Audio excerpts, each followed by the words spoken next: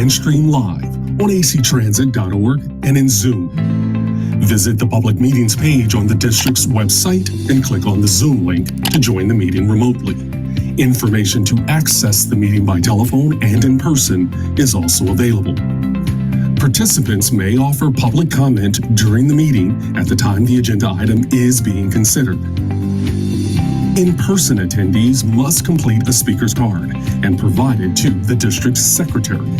Remote attendees must select the raise hand feature in Zoom or dial *9 on their phone for requests to make a comment. Speakers will be called by name or the last 4 digits of their phone number. Remote attendees must follow the prompt given by the meeting host. All speakers are asked to silence all other audio devices and state their name for the record. Each speaker will receive 2 minutes to present their comments. Thank you for your attention. The meeting will begin momentarily.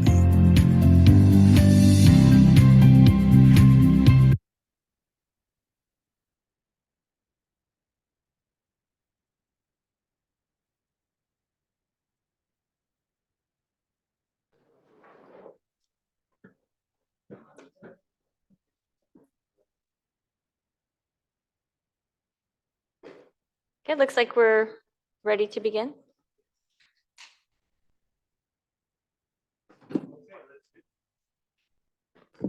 Let's do the roll call. First, good evening and welcome to the regular meeting of the AC Transit Board of Directors for the Alameda Contra Costa Transit District for Wednesday, December 13th, 2023. Roll call, Director Beckles. Present. Director Walsh. Here. Director Syed. Here. Director McCauley. Here. Director Peoples. Here. Vice President Shaw. Here. And President Young. Here. And just a quick announcement for members of the public that are here at the boardroom. We are out of public comment cards, so we will be calling for public comment on items as they come up. And if you have a comment, we'll invite you to the podium at that time. Thank you. Okay, speaking of public comment, are there any public comments for items not on the agenda? Okay, it looks like we do have a couple of speakers for items that are not on the agenda. These are online speakers. Call in user 1. It's our first speaker.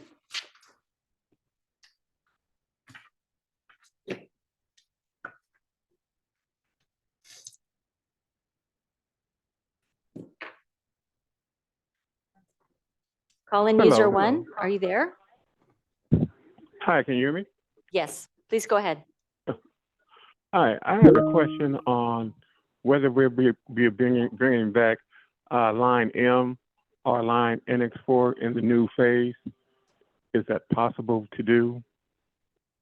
Okay, this is a time for a public comment for items that are not on the agenda. I think you might be commenting on an item concerning the Realign project. And so we're going to go ahead and hold your comment over to that time.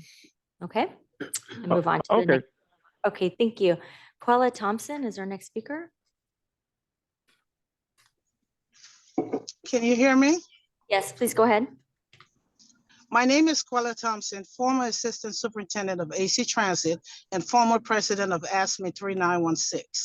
Prior to leaving AC Transit, I applied for the superintendent's position. I learned the truth about the reason I was not promoted when the D6 Assistant Superintendent overheard a conversation between executive staff leaders. Present at the meeting was the Executive Director of Human Resources, the Director of Human Resources, the Labor Relations Manager, the Assistant General Counsel, the Director of Transportation, and the D6 Superintendent. The Labor Relations Manager made a comment that he heard that I was hired for the job. The Director of Transportation assured him that he made sure I was not hired because he's in charge of hiring and was not going to hire me regardless of my qualifications. I was blatantly discriminated against by the executive staff in charge of upholding board policies, procedures, and the law.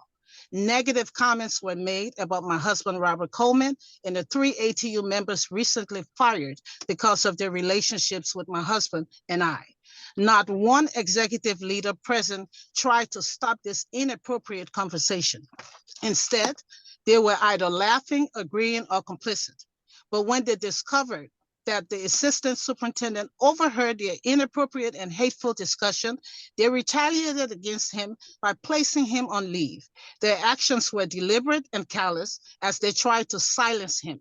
I'm calling on you to address this unethical behavior consistent with board policies and procedures, as well as state and federal laws. I filed a similar complaint against a similar behavior a couple of years ago.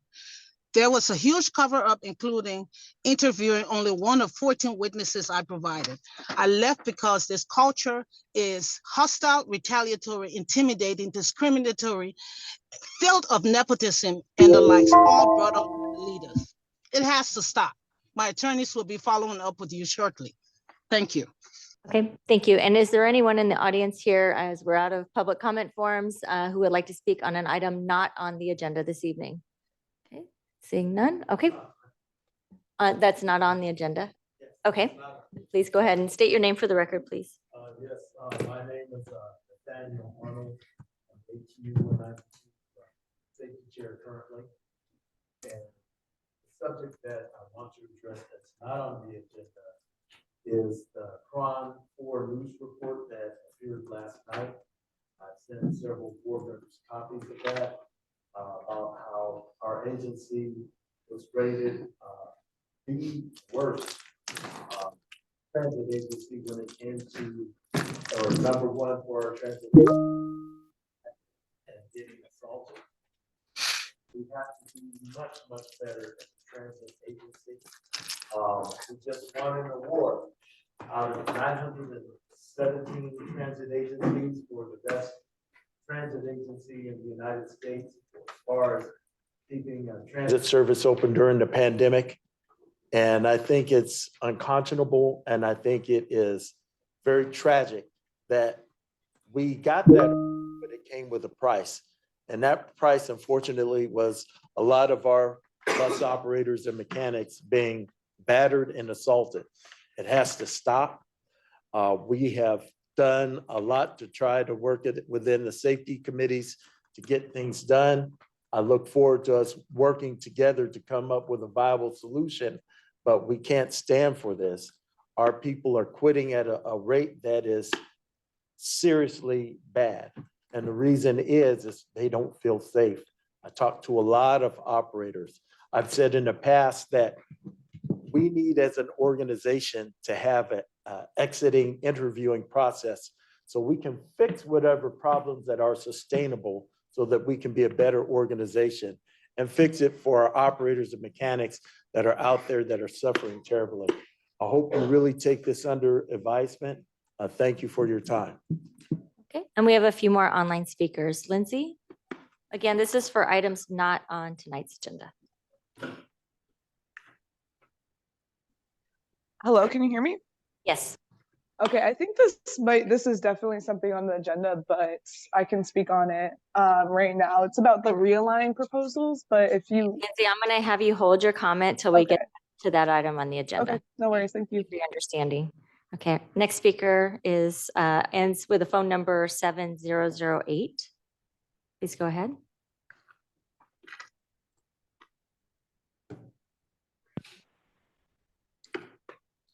Hello, can you hear me? Yes. Hi, this is Bob Feinbaum. I'm the co-founder of Batwig, and I'm very much interested in seeing the ridership numbers for AC lines. I saw the most recent one that was posted, I believe it was for May, and understandably, the number one, the Tempo service, has the most riders in the system, and that's great. But what isn't great is the fact that most of the riders on the Tempo are not paying a fare. And obviously, you recognize that, and that's a problem. I'd like to make a suggestion. I've noticed, I've ridden many lines in the AC system, and I've noticed that a lot of people still pay cash for their fares. Unlike over in San Francisco, Muni, where most people seem to use Clipper cards. Now, one of the problems with the Tempo service is that it is very unclear for people who are not familiar with Clipper how to actually use that system. And so I would suggest that AC approach MTC for a small grant to look at publicizing ways to use Tempo, to use the Clipper card on Tempo, and try to see if you can increase that number of people who actually pay fares because they know how to pay the fares. Obviously, that's not the only problem with the Tempo service, but at least if you can collect fares from people who are willing to pay but don't know how to pay, I think you'd be way ahead of the game.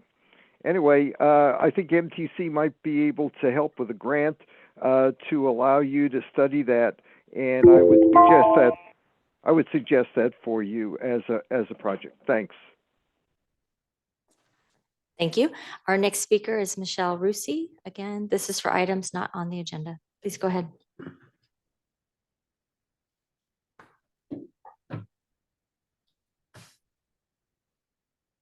Okay, Michelle, can you hear us? Okay. Let's give her a couple more seconds. Michelle Rusi. There we go. Hi, my name is Michelle Rousey. I'm the chair of the DACLAC Transportation Subcommittee for the state. And I have concerns about the realignment and how services with paratransit will be affected. Michelle, that is an item that's on tonight's agenda, and we will be getting to it shortly. Time is for items that aren't on the agenda.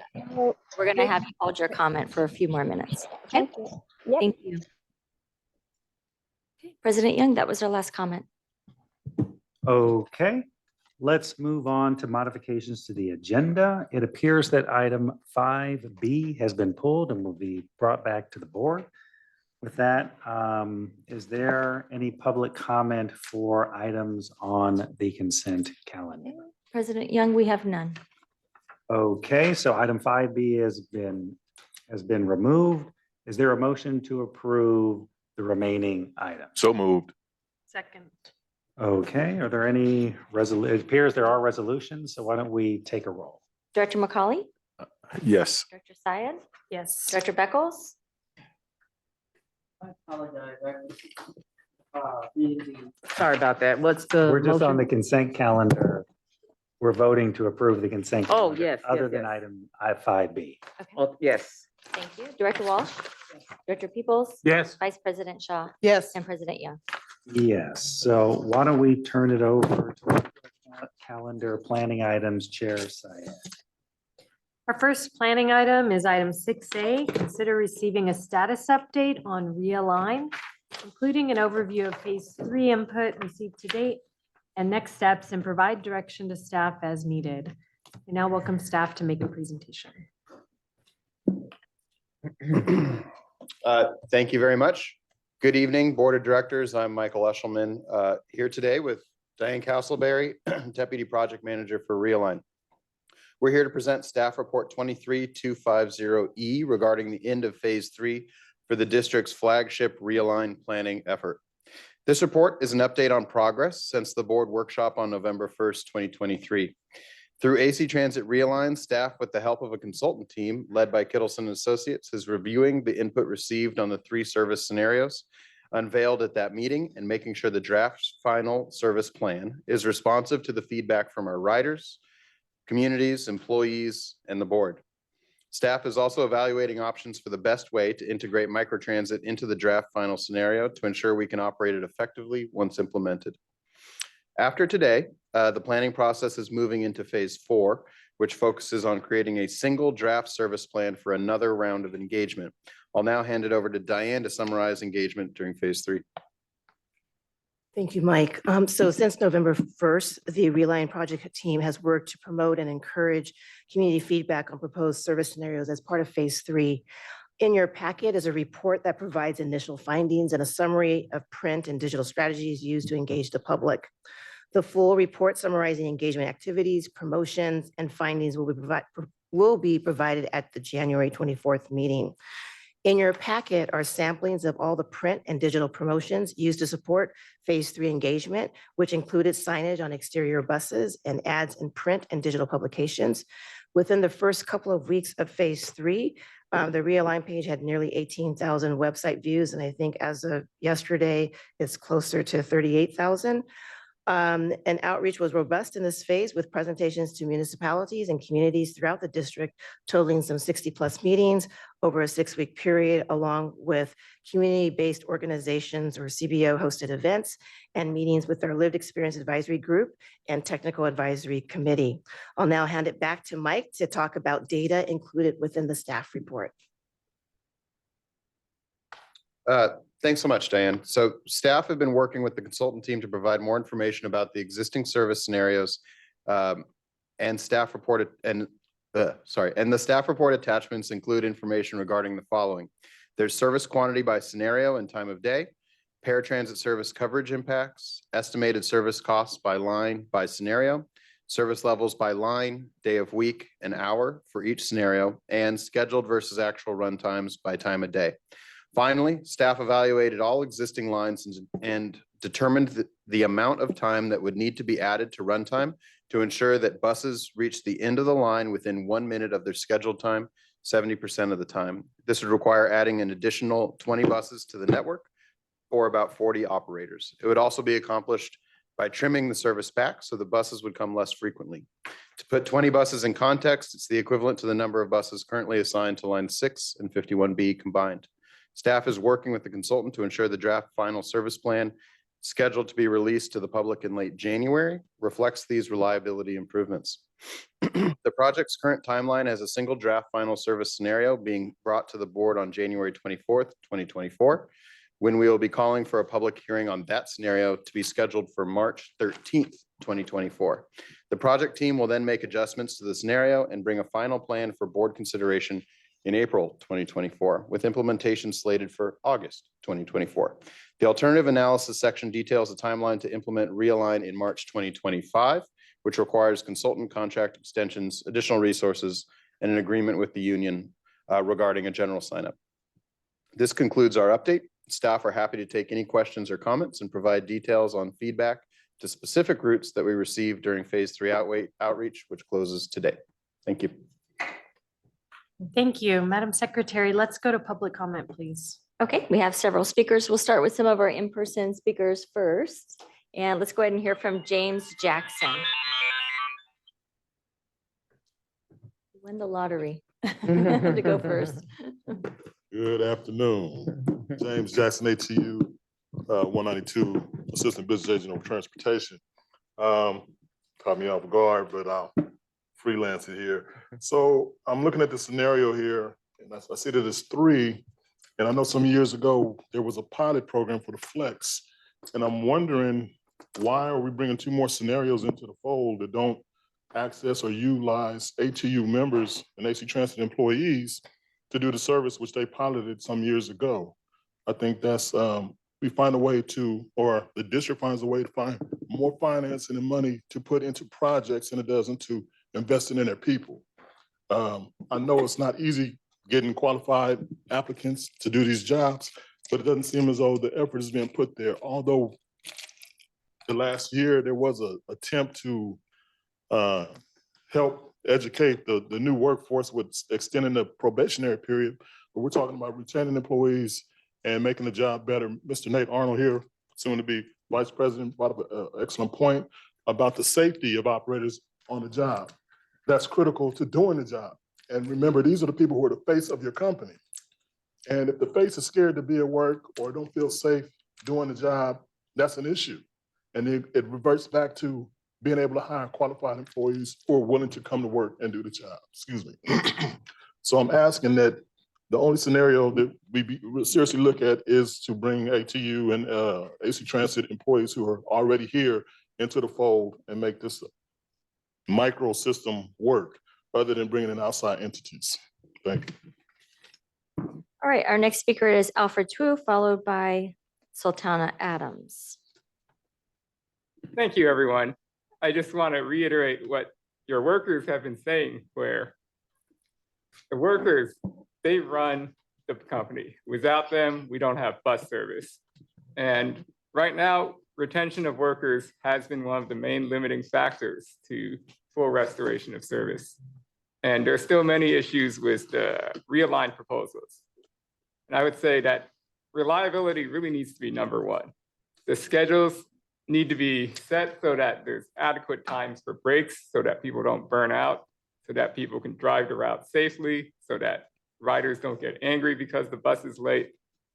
And if that means running the buses a little less frequently, I'm okay with that. I'd rather have a bus that's scheduled to show up every 15 minutes and actually shows up every 15 minutes, as opposed to a bus that says it's coming every 10 minutes, but who knows when it's gonna come. And to that point, the 51 combination is a major concern. I remember when the 51 was one line, and we joked that the 51 was like freshmen because they traveled in large groups.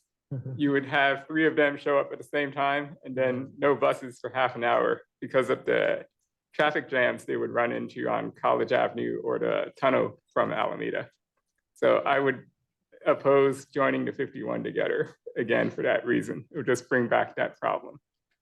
And to follow the previous speaker's comments, don't use the outsourced non-union labor for the warm spring service. That is not the direction we want to head down to. We want transit operators to be good paid jobs because that's how we keep people long-term in this industry. Thank you. Okay. Sultana Adams. And Sultana will be followed by Jack Watkins.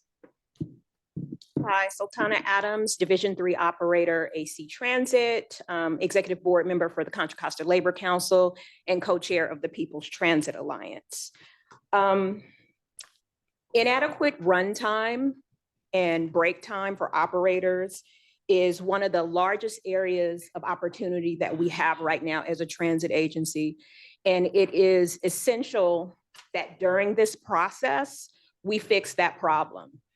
Our CBA set contractual minimums for our breaks, but they are just that minimums. And I think one of the issues is that we need to get away from just using the minimums because that model is not working. It's contributing to operator fatigue, burnout, and while a lot of effort is being made to bring in new employees, we need to focus on the working conditions that are, contributing to skilled veteran operators leaving this job prematurely. Another thing that needs to be addressed is the microtransit issue. As my coworkers have mentioned, we had a pilot program, AC Transit Flex. It doesn't make any sense to not use ATU workers. You already have a trained and skilled workforce. When I was actually in training, I was trained on the Flex before the program got phased out. It just seems like something that would be simple to roll out with your existing personnel and, sit down with the union and just work that out as opposed to trying to bring in an outside workforce. And I feel like this shouldn't even need to be said. Clearly, the safety issues need to be addressed. AC Transit was actually contractually obligated to provide permanent driver shields prior to the pandemic. And those were not delivered. And that is exactly why we're in the situation that we're in now. And I'm totally that I was assaulted. Thank you. All right, Jack Watkins.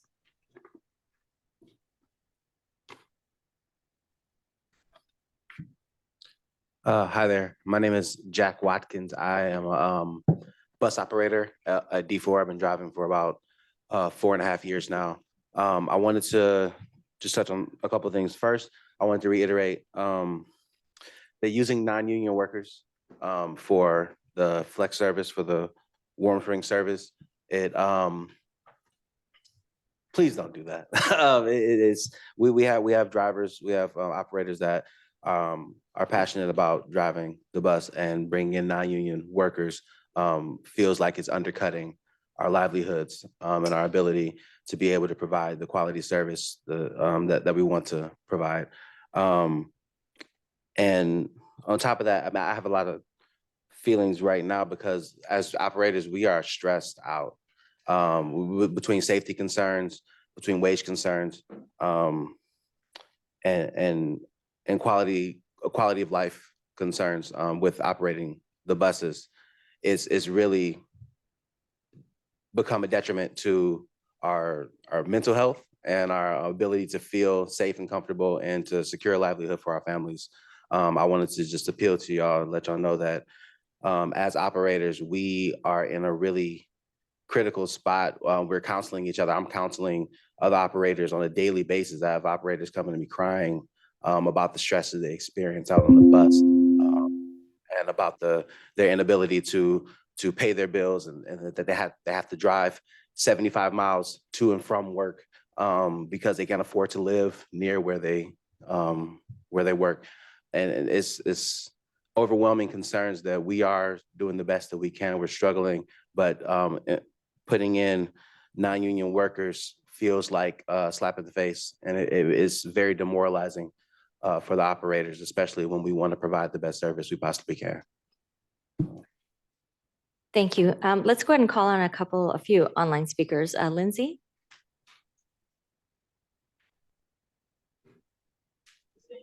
Hi, can you hear me? Yes. Hi, my name is Lindsay Damashek. I'm a third-year student here at UC Berkeley, and I just wanted to come on here and talk about the Realign survey in support of it, supportive of stuff put out, really in favor of the 51A and the 51 merge. I think, like I've heard other speakers say, it is an issue, I think, in the past when it was one line, and I think that is true. That if the service is really long, that you're going to see a lot of delays. But I think that there's a huge equity concern with the forced transfer, and I know students that live in Alameda and Oakland and having to pay, or just like people in general that have to commute in, having to pay an extra $250 like really adds up. And so I think it's a huge equity concern. And so merging into one line would be great. I think with the proposed 6 line, that kind of reduces it because it wouldn't go all the way down to the marina. So it wouldn't be as long of a line. So hopefully that would address the issues about it being too long of a service line and it being very slow. But yeah, I just wanted to talk on it. I think the proposals are really great. I think that it will increase ridership for the 51 line. And yeah, I just wanted to come on here and support it. Thank you so much. Thank you. And now we're going to call on the caller with the phone number ending in 7008. Please go ahead. Hi, this is Bob Feinbaum, and I sent a letter, which I hope is in your packet, detailing my comments on 3 specific proposals. And I hope this letter also went to the Realign staff. If not, I'd appreciate if you'd contact me. My email is bobf@att.net.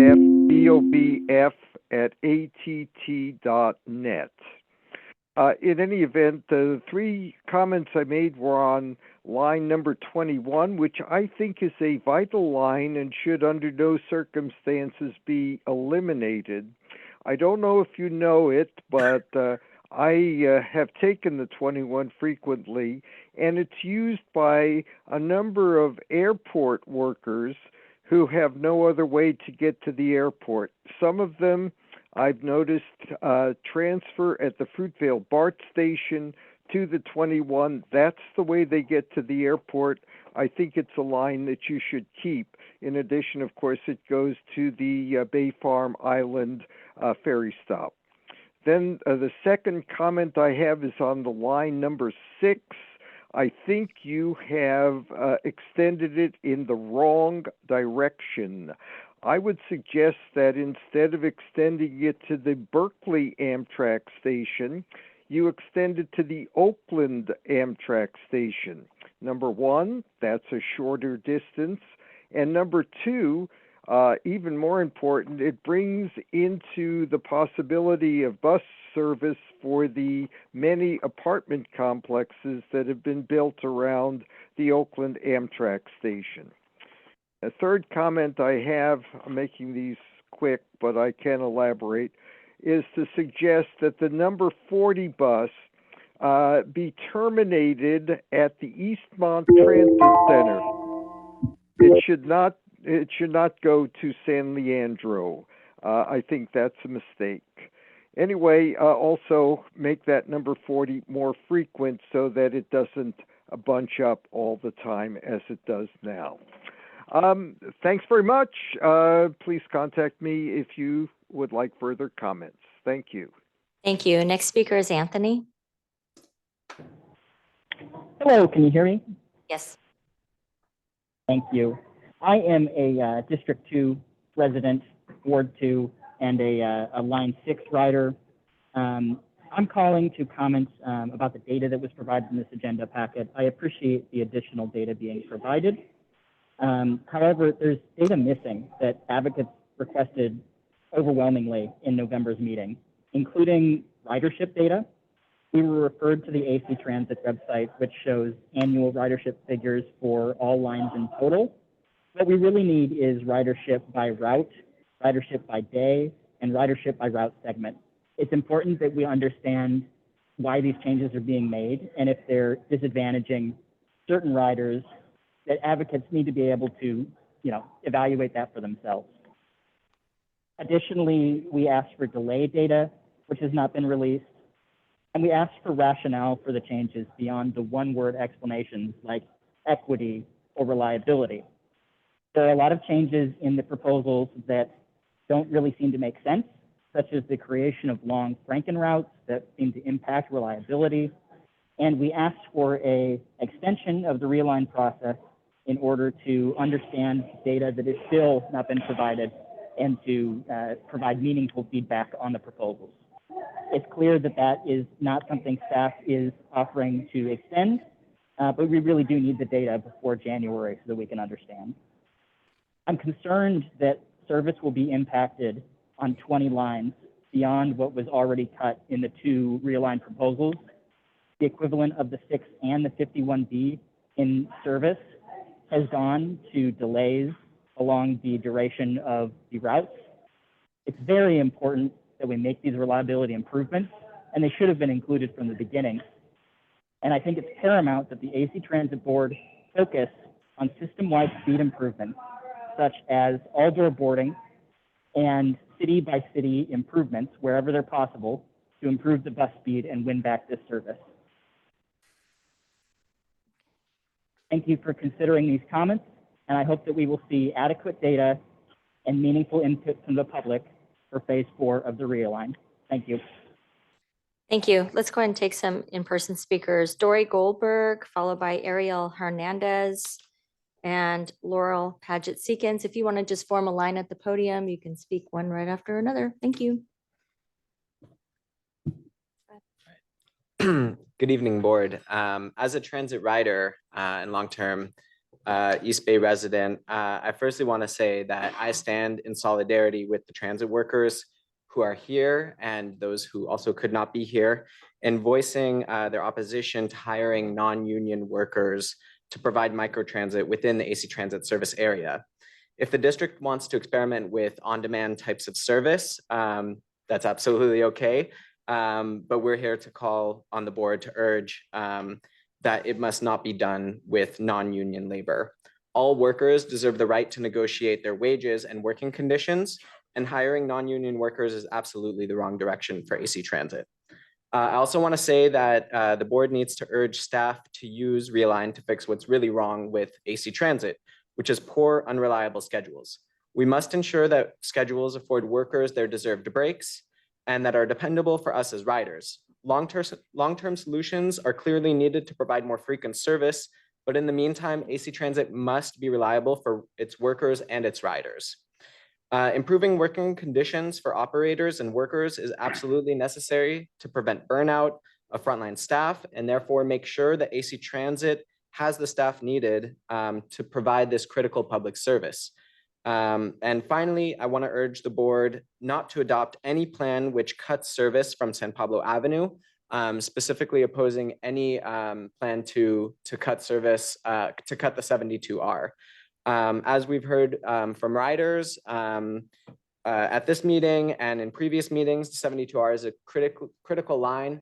It provides a different type of service than what other lines along the 72 do.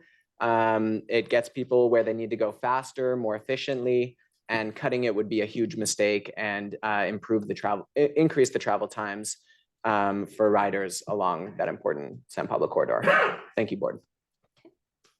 Next speaker. Hello, my name is Ariel Hernandez, and I'm a rider of AC Transit for 20 years, and I'm here with the People's Transit Alliance. I would like to comment on the Realign proposal and the microtransit pilot. The 72R is set to be cut if AC Transit adopts either the balanced or frequent coverage scenarios. As a 72R rider, I urge the board to avoid cutting service to this line. I'm a resident of West Berkeley and I commute on the 72R line to get to my job in downtown Oakland. As a resident of West Berkeley, I rely on the 72R since there is no convenient BART station servicing the area, and the 72R fills this rapid service gap. And last point on the microtransit pilot, it should only be done with the following criteria. First and foremost, it should be run by AC Transit and with ATU labor. All vehicles must be ADA accessible, fare payment and booking accessible. It must have fare payment and booking accessible without a mobile phone or credit card, and there should be clear evaluation criteria. And I would just like to stress that this system is only as strong as its workers, so I urge the board to prioritize their workers rather than undermine them. Thank you.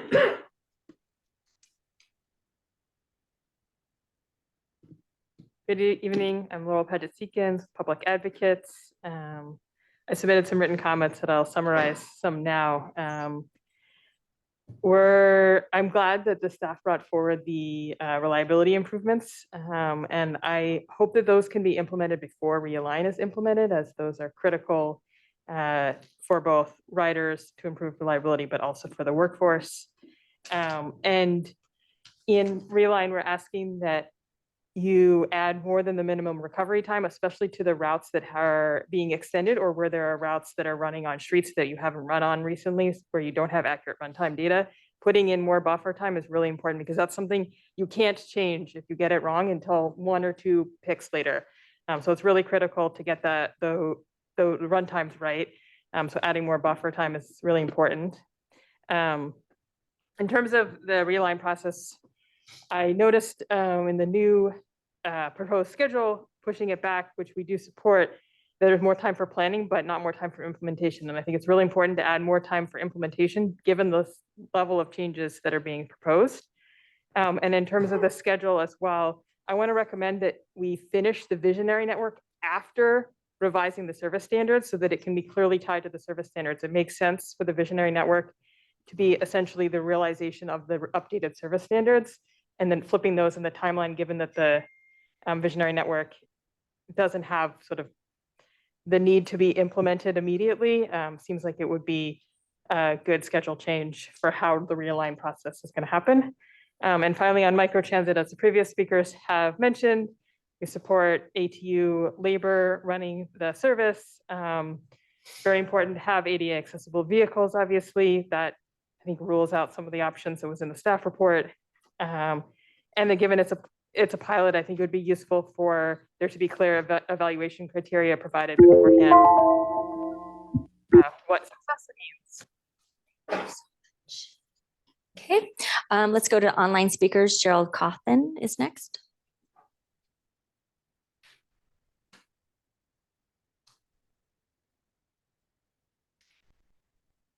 Okay, Mr. Cawthon, you're our next speaker. I'm sorry. My name is Gerald Cawthon. I've done 2 rerouting studies in my past, so I'm kind of aware of the problems that you and your consultants have. AC Transit's ridership is frankly pathetic. It's pathetic. A few lines are successful. Most are very lightly used. So there's a couple of things that I think this study could do. One is that, as Michael Ashman said in the last workshop, it really is very important people know the lines. They have to understand them. If they know 1 or 2, they're not going to use it nearly as much as they know 20 or 30 or maybe 131, like I think Director Peoples does. Now, somebody said before, I'll just emphasize it again, frequency without reliability doesn't mean anything to most of your potential riders. If somebody's desperate, of course, but having stood out there in unpleasant places in bad weather for long periods of time, I know what that means. Okay, the other thing is that there's this, I've been down there at the library and looked at your route changes, and I'm generally familiar with what you're trying to do. I think that you have to do that gradually. You can't dump all of that on people at one time. It's going to take pilot projects and testing and that kind of thing before you can get too far with it. As far as the understanding of the routes, look at your 4 or 5 best performers. There's 4 or 5 that at least get 5,000 riders a day. See what they have in common. You might learn something from that. And last thing I'm going to emphasize again, driver safety is an outrage that I've heard 2 people talk about that. In today's world where so much money is spent on safety in all professions and all industries, there needs to be more emphasis put on protecting your drivers physically. Thank you. Next speaker is Operator M. Lancaster. Please go ahead.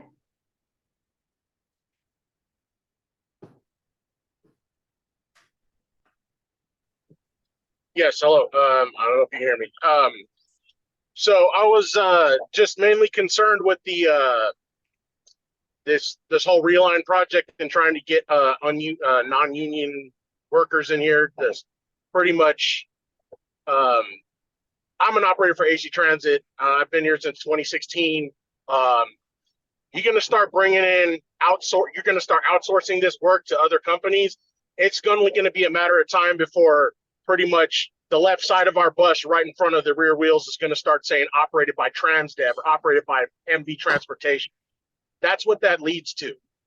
You're starting this is pretty much just a tip of a spearhead right here. I don't know if you want to realign something, realign how your guys are treating the workers out here, giving us proper runtime. I don't know how many times that I've got off the coach and just ran to the restroom, used it, and got right back on, because that's what matters, is getting that bus from A to B in a safe, in the safest way possible.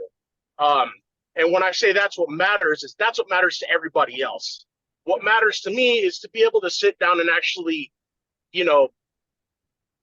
decompress for a couple minutes. But with the way that they run stuff back to back, and they don't actually have anybody out here on these buses, gathering the proper data for runtime. Don't outsource it to somebody. Don't use GPS waypoints. Have somebody that's making $100,000 a year downtown actually get on this bus in the middle of the night and figure out what's making it run late.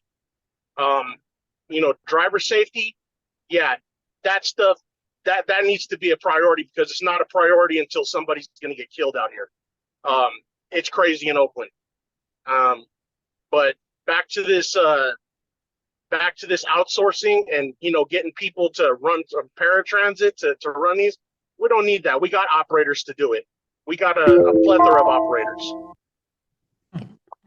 So I'm out of time, so I'll just stop right there. But thank you for the opportunity to make that comment. Thank you. Next speaker, Pat Pyrus. Hi there. Get the correct notes. Yeah, this is Pat Pyrus. I'm a resident of San Lorenzo and a former board member from Ward 4. 2 major comments. First, I would urge that the analysis process for deciding the final reconfigurations make sure to take into account a paratransit lens. This was something I urged as a regular process when I was on the board. We should not be forcing people who can use the regular bus to only have paratransit as their option, because there isn't any bus close enough to them that they can access, but yet they're within the paratransit corridor. To force people who can ride the bus to use paratransit at something like 10 or more times the cost per ride doesn't help either the customers or the financial bottom line. I also want to urge that you consider some history. I mentioned this last night at the Eden Area Municipal Advisory Council. but it's important that some of the board members who are newer be aware. Dating back as far as the 1990s, when the comprehensive service plan was enacted, the unincorporated areas in Alameda County have never gotten a full grouping of service improvements. They didn't get service improvements, so they didn't get ridership. They didn't get ridership because they didn't have service improvements. The equity principle needs to be grounded in basic fairness, and improvements for the unincorporated areas are long overdue. I'll be glad to provide some further background if that's useful in the future. All right, thank you. We'll take one more online speaker for now. Sheila Gunn. Hey there, did I manage to unmute? Yes, you did. Okay.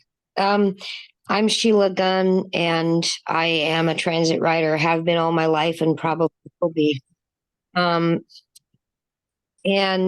I use the 2021, often the 14 to go downtown, the 10, and sometimes I use things like the 51 and the 18 and the 72, all the 72 lines. I'm totally blind. I've lived in the East Bay this go around for 13 years.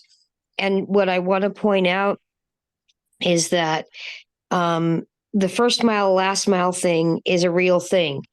I know the BART system. I know how to ride BART. I know how to get to a BART station, but then I need to get from the BART station to where I need to go. And sidewalks are craggy, cruddy, all beat up by tree limbs, tree roots. I use buses sometimes for shortish rides because that's the safest way to do something. And I just want to point out that people like me, if I'm not sure that I can get from the BART station to wherever I'm really going, I will use paratransit to do the whole ride, which is not a good carbon footprint. And I would like to see more flex. And yes, they need to be run by ATU drivers. That shouldn't be a question. People need to understand that if these realignments happen, paratransit realignments will follow. I want to see neighborhood shuttles in many places, but I'm concerned, for example, about the 28. There's a bead store right on that line that I often go to, but I use paratransit to get there because that bus doesn't run often enough and reliably enough. So I'm very concerned about this. I have not done all the homework, but we need to do more looking at it. Thanks. Thank you. Let's go ahead and take some in-person speakers. Dave Lyons will be followed by Brian Culbertson, followed by Richard Marcantonio. If you want to approach the podium and line up. Thank you very much. Please go ahead when you're ready, Dave. I'm Dave Lyons. I'm a 34-year bus driver at AC Transit, retired. I want to say that we need to keep in mind what's going on in the world today, that our government wants to spend $14 billion on genocide in Palestine and another $70 billion for war and imperialist war in Ukraine. And any more cuts that we decide on today or will only facilitate that agenda. Specifically though, I think a lot of people have made very good comments about opposing non-union and low-wage labor in South County. And we don't need more low-wage labor for working people. We need more higher wage labor. The last contract of 10% raise over 3 years was gone in 1 year. So workers are already behind. And the real inflation that people feel is much more than what comes out in the press. Also, while I agree that the 51 line should be reconnected, I thought it was a mistake to separate it in the first place, especially when you didn't allow a free transfer at Rockbridge. I thought that was an outrage. And then I like the idea that you can ride one bus, but the 51 has got unique problems that even other longer lines don't have, in that they have train tracks and Alameda Tube and a lot of things that can go wrong. And you have a high percentage of disabled people that use that line, and so wheelchair usage can really kind of mix things up. And one thing they used to have years ago to help deal with bunching was something called a relay. And that's when they would send a bus out from the division when things got bunched up to relieve the service. And your supervisors need to be more aggressive in adjusting routes, adjusting schedules so that the bunching can stop. Thank you. Thank you. Hi, my name is Brian Culbertson. I am going to comment on a couple things. One is that the data or metrics that have been provided so far are not comprehensive enough to do a good analysis of the different Realign scenarios. Some of the data that would be really helpful would be ridership estimates. Also delay estimates, which we could calculate based on the current delays that we have in the current system. And also real cost estimates. It seems like the current estimates are just based on mileage, when the actual costs are more based on how many operator hours would be required to operate the line. So you would have to do that with the delays that you'd expect for the system. So it's kind of hard to compare what the actual results are going to be with these proposals. And a kind of an example of that is the combination of the 51. We know that the current, I think it's the 51B, can get 20 to 30 minutes behind schedule frequently. And so if we do combine it, it could make the combined 51 a really costly delayed line. So doing those sort of estimates would really help compare these scenarios. The other thing that would be useful for this is the cost and revenue estimates per rider for the flex system. The proposed flex doesn't have a cost estimate currently. And what we have known from everywhere else flex systems have been provided is that they are much more expensive per rider than a fixed route system, and they provide fewer service to those riders than a fixed route system. So with no good estimates of ridership or cost, it's hard to understand the reason why we're even exploring a flex system. Unless the only reason is to replace the union routes that are currently there with non-union routes, which would be a terrible reason to introduce the flex system. So getting data on all compare these scenarios. Thank you. Good evening, directors. I'm Richard Marcantonio with Public Advocates. I want to first thank staff for responding to our comments about a month ago and providing the data that actually shows that a number of routes are reliably 20 or even 30 minutes off schedule delayed. And I think your direction tonight that those reliability issues should be fixed forthwith will be really important. That should not await the conclusion of the longer process. In terms of the longer process, I do support staff's alternative proposal to extend the time. We need more time in this process, but staff should really be coming back with some specific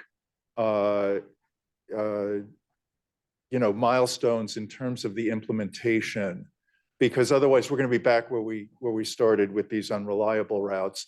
If all of the work that has to go into making sure that the run times are correct, the recovery times, and also training up the operators on the new routes, getting all of the information out to the riders, changing the bus stops, that takes time. And that is not reflected yet, at least publicly, in what staff has provided. Finally, in terms of microtransit, I'm kind of surprised that we didn't see anything in the staff report about the Flex pilot. That's what we should be looking to if we're going to be doing microtransit. AC Transit can be innovative as a public agency that's running microtransit in-house with ATU labor. Let's not be talking about Uber and Lyft. Let's not be talking about the contractors, the private contractors that I think do a terrible job running our paratransit. Thank you. Okay, let's go to online speaker. Josie Aarons.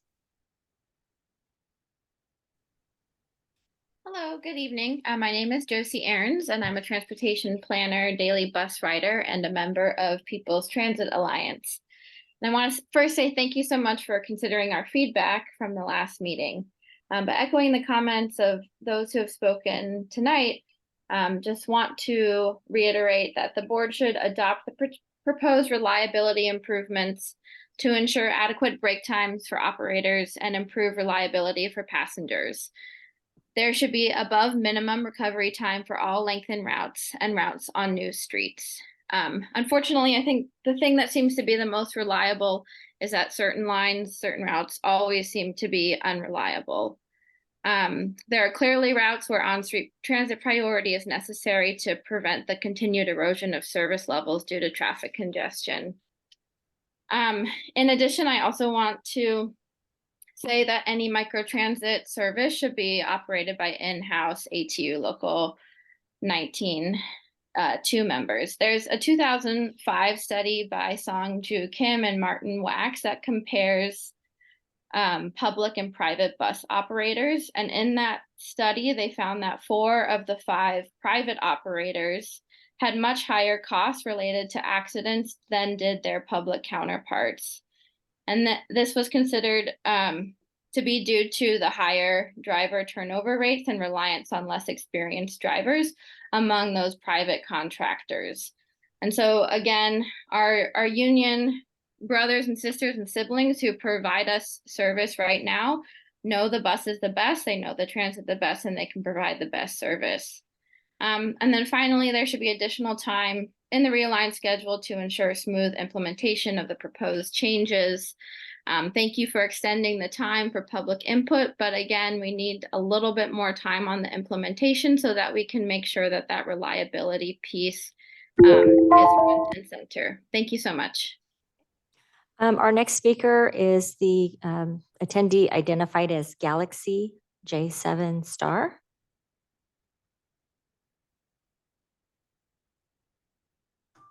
Okay. Galaxy.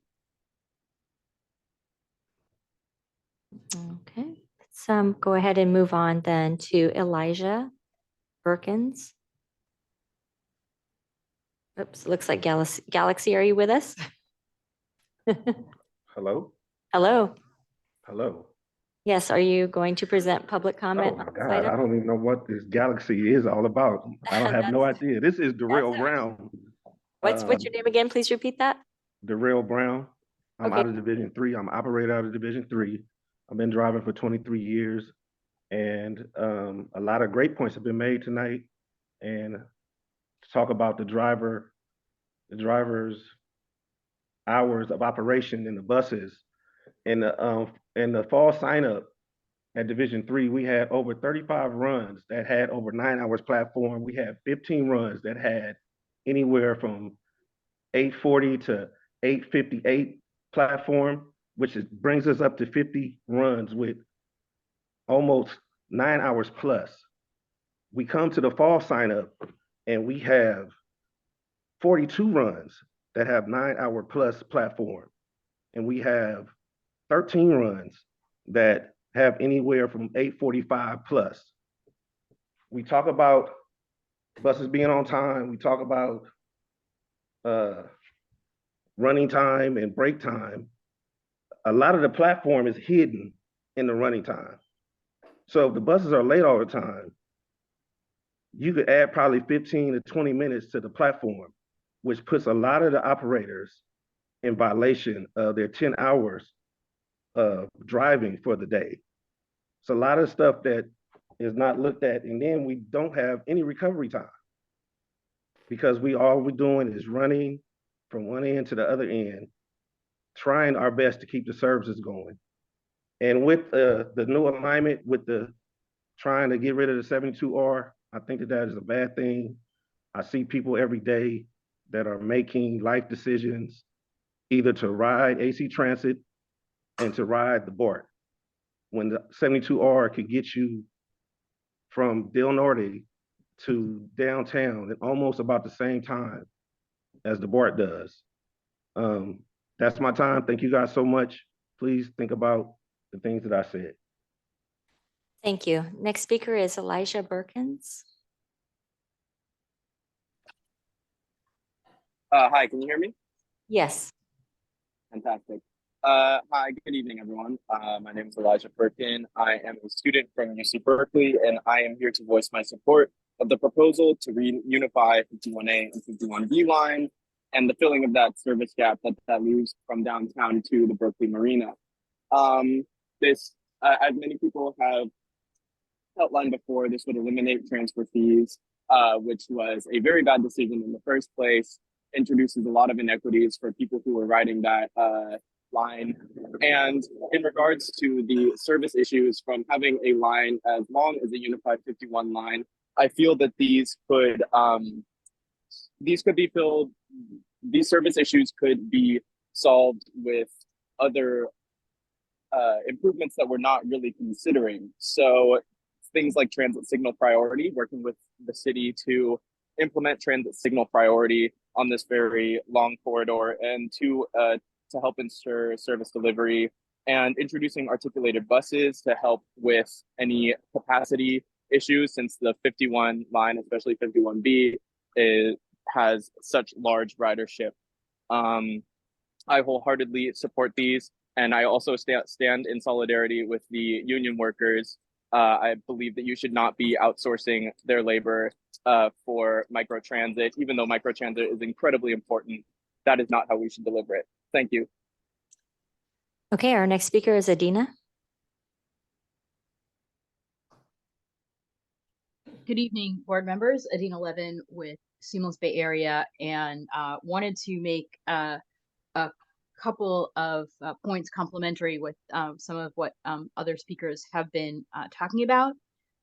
So with regard to the visionary network, AC Transit does not currently, it is exciting to have the visionary network being worked on, and AC Transit does not yet have the funding to deliver it, and the visionary network proposal needs to be done in time for the decisions about the expenditure plan for a regional regional transit ballot measure.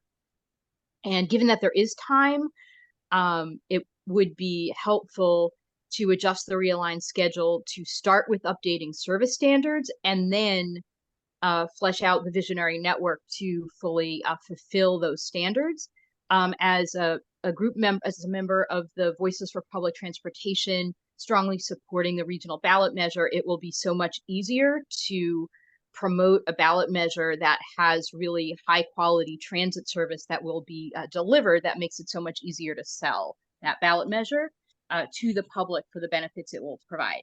And then on a related note, I wanted to speak to a joint letter that we forwarded with multiple other organizations. In terms of service standards, the level of service over the other Trans-Bay bridges, the 92 and 84, the right level for the 92 is probably not 0, and the right level on the weekend for the 84 is also probably not 0. If AC Transit does not have the funding to run this service, we really urge AC Transit to work with MTC and other entities to find funding and an operator to run the service rather than leaving it to be subpar. Thank you. Thank you. We'll go ahead and take some more in-person speakers. George Spies, followed by David Vartanoff, followed by David Sorrell. You want to line up at the podium? Expedite things. Hello, George Spies, North Oakland resident and frequent AC Transit rider. Transit planners have told us repeatedly that the most reliable way to increase ridership is to improve service. I respect the challenge of balancing coverage with frequency, and I understand that the agency believes it doesn't have the resources, either monetary or staff, to significantly increase service. But I have listened closely to the conversations between management and board. And I am concerned that reliability and realign are going to become opportunities for retrenchment. Don't look at the current level of ridership and shape service to that. We need to reach for the best possible service and plan for at least full ridership return and more. Innovate around reducing delays by moving to all clipper payment, engaging with cities to expand transit signal priorities and other measures. Expectations matter. And we must expect success. Excuse me, and we must expect success if we provide excellent service. Thank you.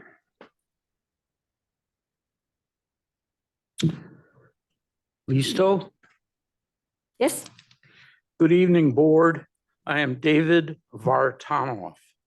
I want to start by saying that in this room, I opposed splitting the 51 a number of years ago, and I was wrong.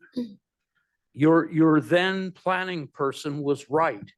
You can't clean up the gridlock on College Avenue in Berkeley without some major cataclysm happening because there's just too much traffic and not enough lane. Thus, the issue with the 51A and B remains if you make it all one line again, and I use it sometimes, clear out to a place in Alameda where friends live, you're just going to mess up the southern end of it more than it is currently. That's not a smart plan. If the issue is transfers, that's something you can fix by just fare capping and other sorts of issues. So I leave that one to no, do not realign them.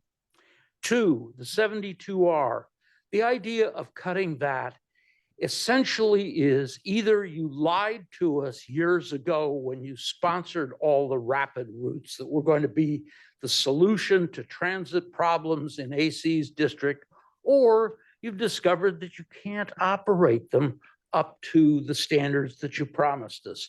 I use the 72R. It's hella convenient. Item 3, extending the 6 down University Avenue doesn't buy anything for anybody other than not having to transfer next to the BART station in downtown Berkeley, which is where the majority of riders get on a 51 southbound or get off a 51 southbound because the travel pattern for University to beyond downtown. Thank you. Did I blow the limit? You're up. Your time Okay, is up. Okay. Good evening, board. Happy holidays to you all. David Sorrell, Transportation Demand Management Administrator, Acting Principal Planner for UC Berkeley's Parking and Transportation Department. Overseeing our TDM efforts, overseeing our ClassPass program in which our students, roughly 40,000 of them use the passes, about half of them utilize it on an often basis. We provide the district a lot of rides, roughly $4.5 million of funding. We are very appreciative of staff members, Carissa Lee, Michael Eshelman, and Ryan Lau for being there for us in terms of answering questions, receiving feedback, as well as hosting our webinar at the district at UC Berkeley's Parking Transportation Department on November 27th. I will kind of save my comments on Central County since I was a former resident there for about 7 years, but I'll focus on the needs of the UC Berkeley community. Focusing on streamlining services where the frequent module, the frequent option is the best opportunity to serve the students. It is of the opinion of the department to ask that the district work towards combining both 6 and 51 service, not combining, but rather splitting swapping of the terminals of line 6 and 51, provided that the 6 continue often service to the marina with or without line 12. Combining the 51 line as an equities concern, yes, you are preventing a forced transfer, but also what happens in the event of a mistransfer to other buses. And we have to be very cognizant about how the schedule is run and whether or not that we can be able to use Rockridge as a layover point to help support folks getting to the rest of the route. It is also of the opinion of line 52 to put that route back onto Cedar.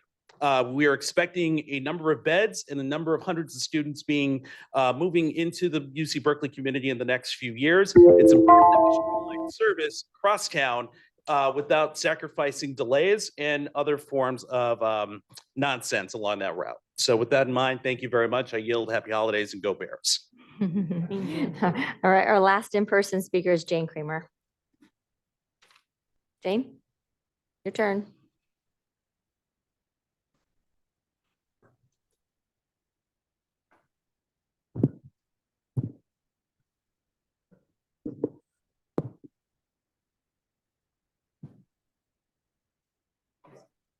You can go ahead, it'll hear you. It doesn't matter. Okay, two related issues. One is, thank you. As one person already mentioned, reliable data. And the other one is change agents. It's not good enough for you folks to just get enough votes to get elected so you can come here and sit at a meeting. You have to learn how to deal with your constituency so that they become organized on their own volition to tell you what they really want. They control you. And if you can do that, then you get reliable data. And then you know what it is you need to do to improve the system instead of wasting money into the wild blue yonder crash. Thank you. Thank you. Next speaker is Joe Barry.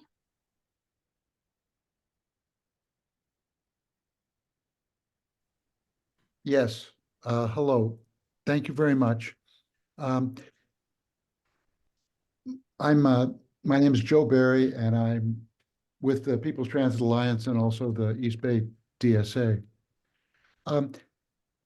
The first thing I wanted to comment on was that the survey that was sent out, the realignment survey, basically was all how we wanted to cut. It assumed that there would be a reduction in service overall. And I reject this. I lived here for 10 years without a car. Now I have a car, still ride transit a lot. But we cannot cut ourselves into prosperity, just like the whole rest of the austerity agenda for other public services. It won't work. We need on-time, reliable, and frequent service. I ride the 7 and the 18 a lot, the 51 and others, other times. The 18 improved a lot when it was cut back from the artificially extended route that it had before, and therefore was unreliable. The 7 has been extended to Amtrak, and that's great. But the goal, the visionary goal, should be that this should be a free service paid for by progressive taxes at all levels of government, and ask the workers and their unions what is needed, and keep all the work in-house and done by union labor of people who have a commitment to the system. I thank you very much for listening. Our next speaker is Michelle.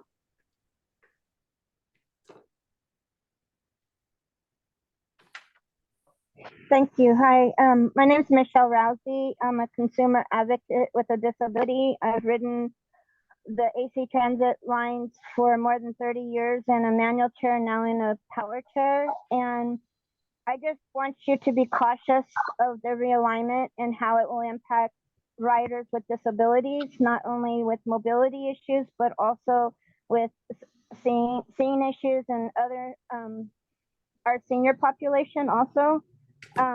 It impacts us greatly anytime a line is switched, combined, eliminated, or anything else. It eliminates our ability to sometimes get paratransit if the line has completely been eliminated from where we now have access to those lines. I want you to be aware that you know, I personally ride AC Transit, the 72 and 51, the 6, and a lot of the lines in the San Paulo Telegraph Corridor. And there's much that needs to be improved, and the realignment would do some of that, but I think it would also impact in a lot of negative ways that needs to be looked at further. I urge you to look at it further and get more comment from the public and the ones who are actually using the service. I also want to put a shout out to our drivers. They do a wonderful job. I'm in a power chair, so they've got to take time from each ride to lock me down, which can take up to 5 minutes sometimes to lock my chair down before we're moving again.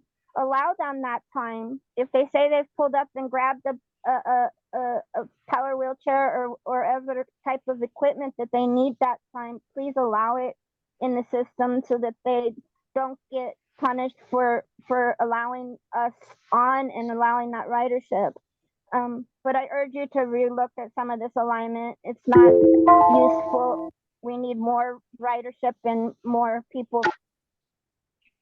Okay, thank you. The phone caller with the last 4 digits ending in 5475, you're next.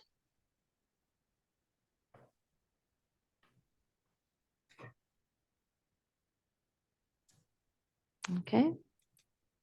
A phone caller again, there you go. Go ahead. Good evening, everyone. Lupin Miller, D2 operator for AC Transit. I just wanted to come on and comment about the microtransit realign program and opposing it.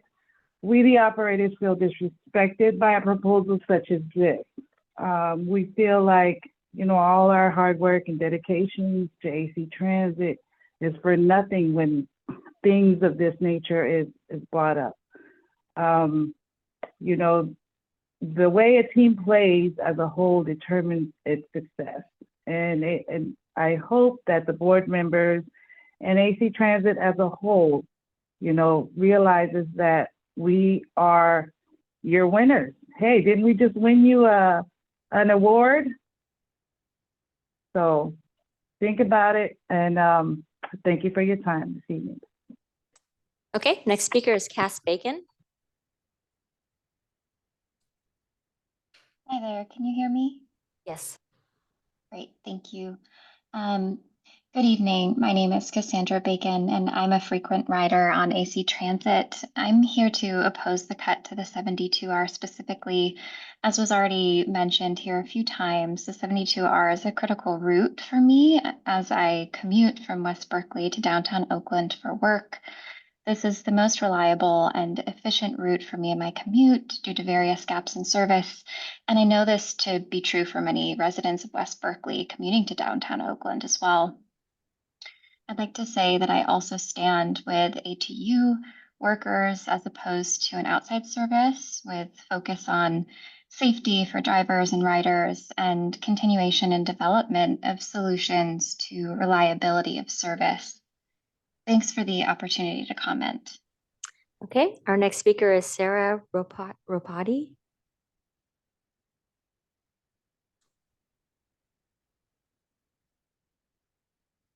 Okay, Sarah?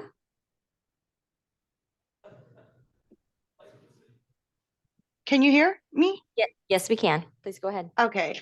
Hi, my name is Sarah Ropati. I'm an operator out of Division 3. Been with the company for 6 years. I am calling because I wanted to speak and show my opposition to the microtransit proposal.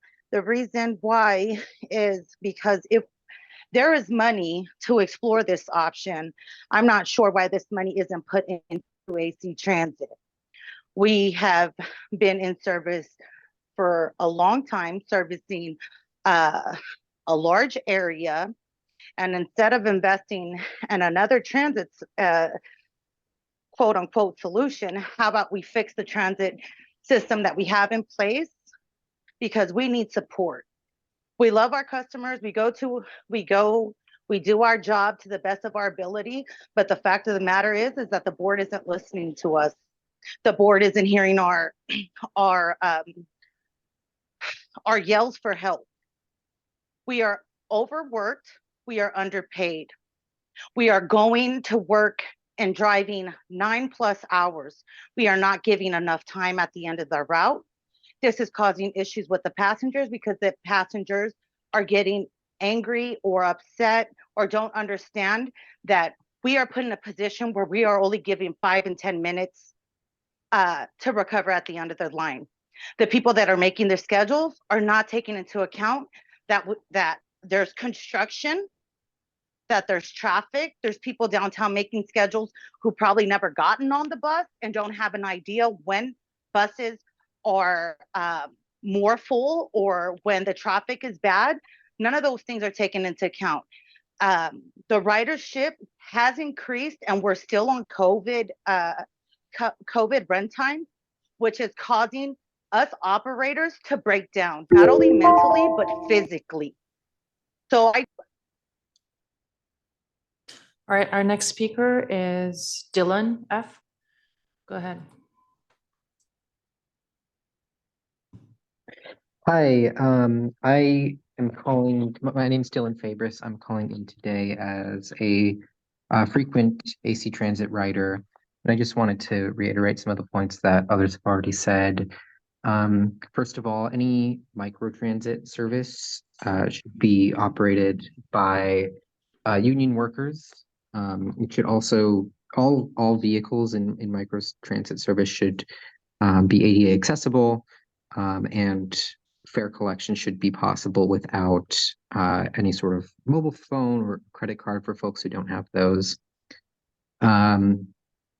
The board should also adopt the proposed reliability improvements to ensure adequate break time for operators, which will also lead to reliability improvements for passengers. And then finally, the board should consider waiting until March 2025 to implement the schedule, just to ensure smoother implementation and also get sufficient feedback from the community. Yeah, thank you very much. Okay, Warren Cushman, followed by Jason. Warren, go ahead. Can you hear me? Yes, we can. Good. Hello, everyone. This is Warren Cushman, and I have 3 points to make. First of all, I want to support the comments about people with disabilities. I am blind myself, and it is important to point out that when service is cut in fixed route, it is also cut with paratransit, so we need to keep that in mind. Also, people with disabilities are transit dependent, so any kind of service cuts will adversely affect people with disabilities. My second point is to support the drivers. We need to support our drivers. They do a remarkable job, and we shouldn't be making any policies that adversely affect drivers. And finally, the third point is I am a resident of the unincorporated area of Alameda County. I'm concerned as a resident of the unincorporated area in cutting service in Castro Valley. There is a proposal out there that would cut Castro Valley service. I'm concerned with that. And in general, central county service, I'm leery of proposals that will curtail central county service. Thank you very much. Thank you. Jason, followed by Greenhorn. So Jason, go ahead now.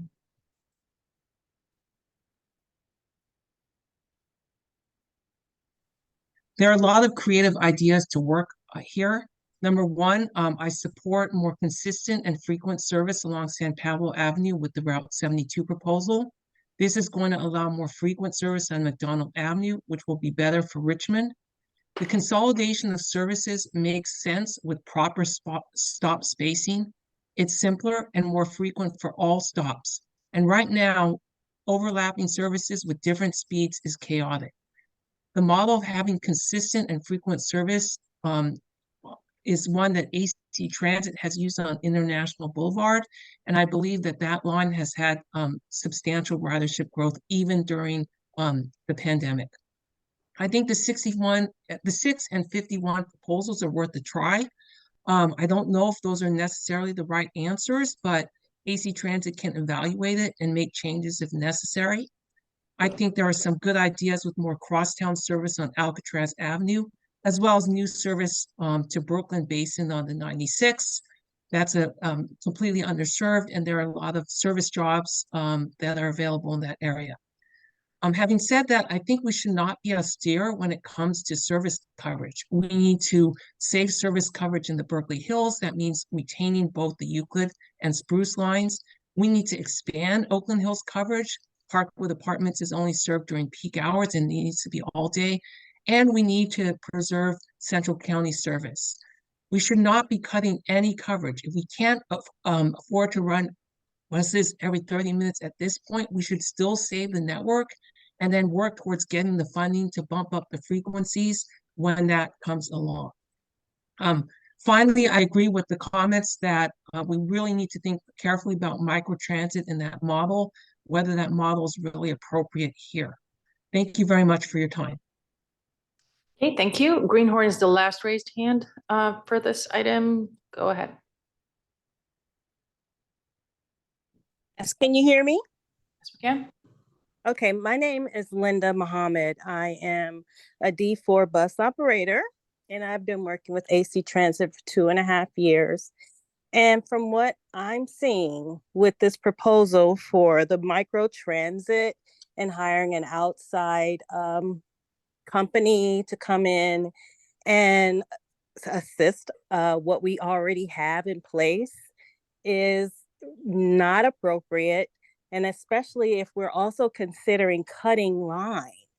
So if we don't have enough money to keep these lines going, the 72R or whatever the other lines are that you're proposing to cut, where are we finding this money for this micro transit pilot program?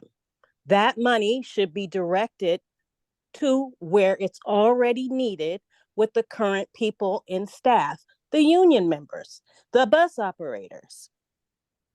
We can find a way to make it work for everyone. I remember during the pandemic, I was working for another company, but we had an overflow bus that would, position itself somewhere within the route and come and, get more passengers when there was a problem with the flow, such as the trains being down, the arms being down, or there's an accident in the tube. There's a lot of different avenues we can look at to alleviate what's going on with the backup. And as far as on college, then bringing in an outside contractor when we have qualified people. And if we want to retain the people we have, we need to try to give them more money, give them more hours, and fix the benefits. Thank you. Okay, we have a couple more hands raised. Rachel or Rhonda, go ahead now. Hi, my name is Rachel Rapati. I'm a D4 operator for about 2 years. And I just wanted to say I don't support the idea of micro transit and non-union workers. That's about it. Thank you. Next comment, Wendy Caesar. Wendy, go ahead now.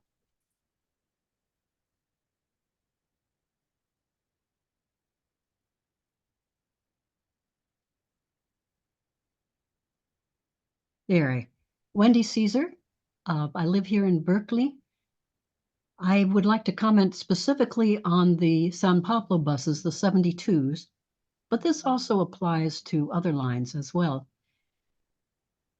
They want to cut off the 72R, and as compensation, the other 72s will be speeded up.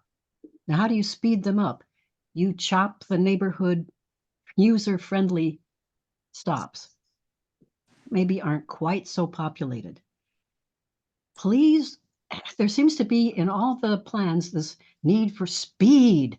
We'll speed the buses, speed, speed, speed. Whoa, How, there are a lot, I live here in Berkeley, and there are a lot of handicapped people, elderly, mothers with children. Speed is not what we need. We need proximity to where we need to go. Speed doesn't do anything for us if now we have to walk half a mile or more because the stop that gets us as close as we can to the grocery store, the doctor, or whatever, has now been axed. So there can be more speed. I would say, please, don't chop the stop in your perceived need for speed. That's not the important consideration. Maybe for the commuters. And in that case, run the 72R at commuter times in the morning and maybe in the afternoon. But please consider the rest of us and where we need to go to be able to live in the city. Thank you for your time.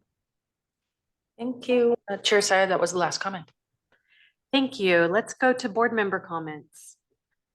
You can raise your hand if you've got a comment. We'll start with Director Shaw. Thank you. I have a lot of comments. Hopefully not as long as we just took, but close probably. First of all, I want to say, I think you guys have done an incredible job in what you've done. I've attended some of the pop-ups and I've seen some of the valuable feedback that we've received from people. And I think a lot more people have attended those than I've seen in the past. And so I think you guys really got the word out and I think that was really good. And I would like to say that I've actually been on the bus with some of our planners as they ride the buses to see what the run times are. So I don't want that to, just because somebody said that that's what they think, that you don't ride it. I want to know, I would just want to make the comment that I've been there when you all have ridden the bus and you do it on a regular basis. So thank you for doing that. One of the things I did wonder about is in your report, because it's of the timing, you talked about there being the league meeting in December. Can you talk a little bit more about what they said and what they thought in that meeting, what your feedback you heard on that was? Yeah, so we actually had one league meeting in this phase on November 4th. And we've kind of aligned them together with a TAC meeting. And so the original plan was actually to have league meetings like once every phase. We were attempting to have 2 this phase, but after looking at it, we went back to just having 1 this phase. So the next league meeting is not till January 20th. But general feedback, I think we had some really good positive questions and comments around the service. Asking for clarifications around the changes on the 72, clarifications on service that might be going away where for seniors that might be problematic, looking at maybe some adjustments to some lines in the like downtown, I think with the line 6 and the 51 combinations, looking at ways to maybe extend more into Jack London Square through Oaklands just for, being able to shop and get to like the farmers markets or different things like that. I'm trying to think right now off the top of my head. I'm sorry. That's fine. I just thought you had We actually had a one-on-one kind of a makeup meeting with one of the league members this morning who represents Central County, and had a pretty good conversation about some of the challenges with the route proposals in Central County and South Hayward in particular. So it's been really valuable. It's a good group. It's kind of acts as a focus group that represents a variety of different interests and a variety of different types of riders throughout the community. And so it's been really valuable input. Good, glad to hear that. And speaking of that, as far as the weekend service, from what I read in there, it looks like, at least with the frequent scenario, which is the one I was focused on, it looks like we kind of decrease our service a little bit on the weekends, 4% or something. And I guess I wondered whether what consideration was given to, because I thought we had seen an increase in weekend service in general since COVID. And so I didn't know if there was a correlation to why we would have decreased that. And then I'll also mention, because like even the micro transit that we're using to replace some fixed route would not have weekend service. So you're leaving a whole group of people out. Well, not sure how much of people, but you're leaving some people out on the weekends. Yeah, we're reevaluating some of the weekend proposals for the next round. You know, this is the tail end of the 6-week period, Yep. and we've received a lot of input. And so, That's, you know, a lot of what you've heard today is consistent, and then with what we've been hearing elsewhere, as well as more. So, you know, there've been a lot of input around Central County, around Castro Valley, around around unincorporated Alameda County, Berkeley Hills, Richmond, and El Sobrante. So we've been hearing a lot all throughout the area, not just, you know, the sample that we've been hearing. yeah, good. And then I will say, and I think you know this, but I'll just say it out loud, is that the school services are very important. So when we talk about Central County and stuff, we want to make sure that we're, you know, for South County, it's not changing at all, but for Central County, we need to make sure the school service is really important to me. So, and I do want to address the whole micro transit on demand. You know, we're trying something different. In South County, we don't have the ridership.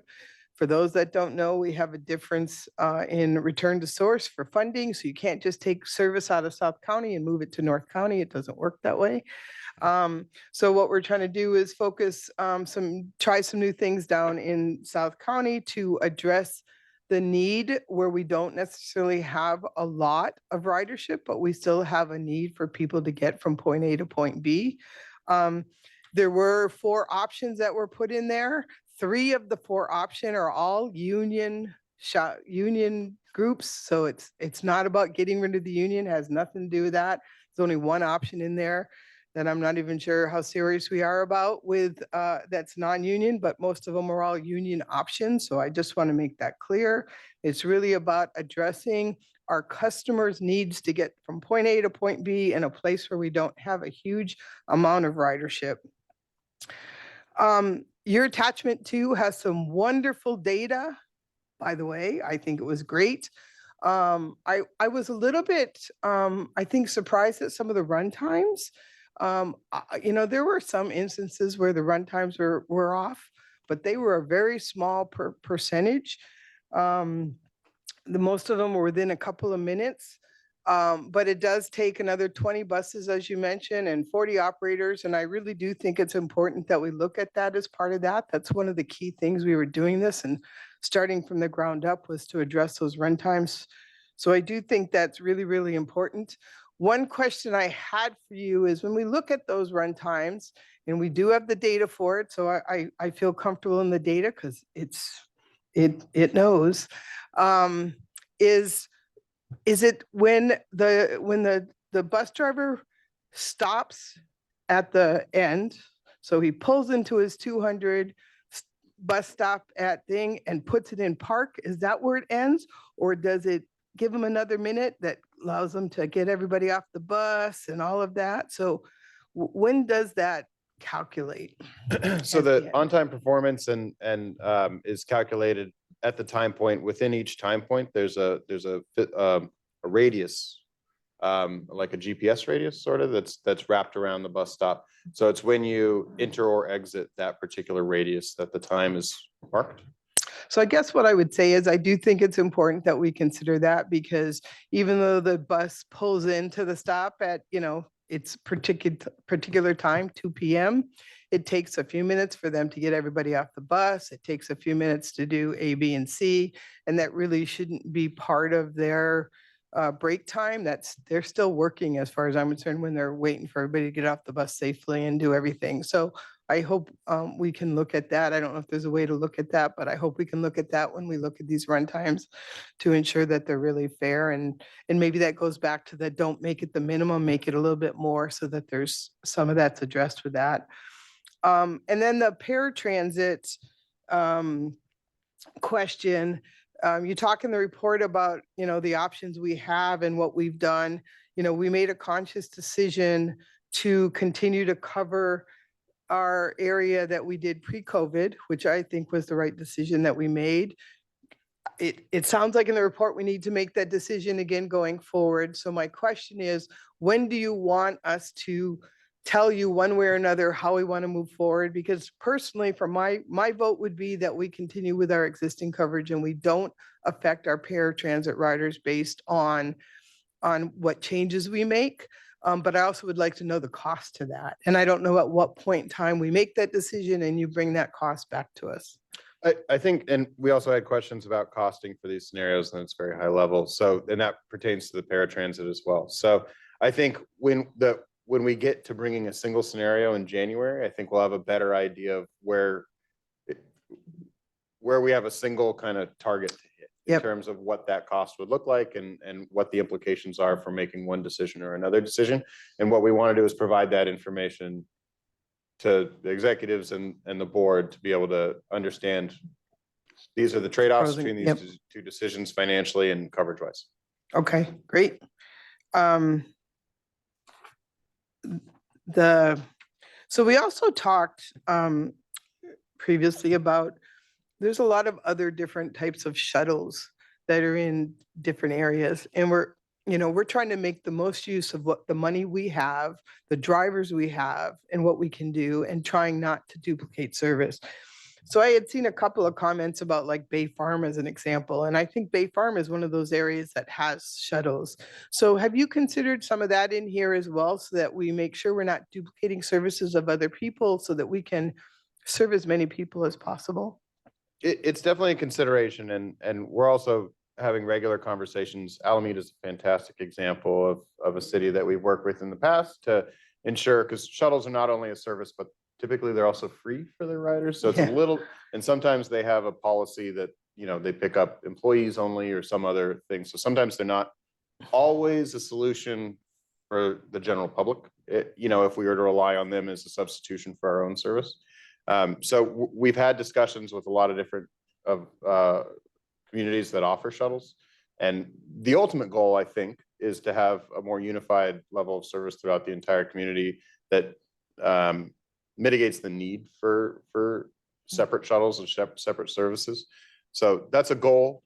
We're not counting on it in terms of the development of this plan, but I think when it comes especially to the visionary scenario, I think it's wise for us to include what options would look like in the event shuttles weren't there and we had a combination of service and fair policy or fair product that could make that happen. Well, I think that's good. And I agree with you about including that in the visionary, and maybe even getting the money for those too, which would help us. So thank you. I just want to make sure everybody knows you are looking at that kind of thing. We've got a lot of feedback on the 72R. So one of my questions is, do you know what, if we did, either go back to 72R, or if there were changes that were made in that area, what are the trade-offs on that one?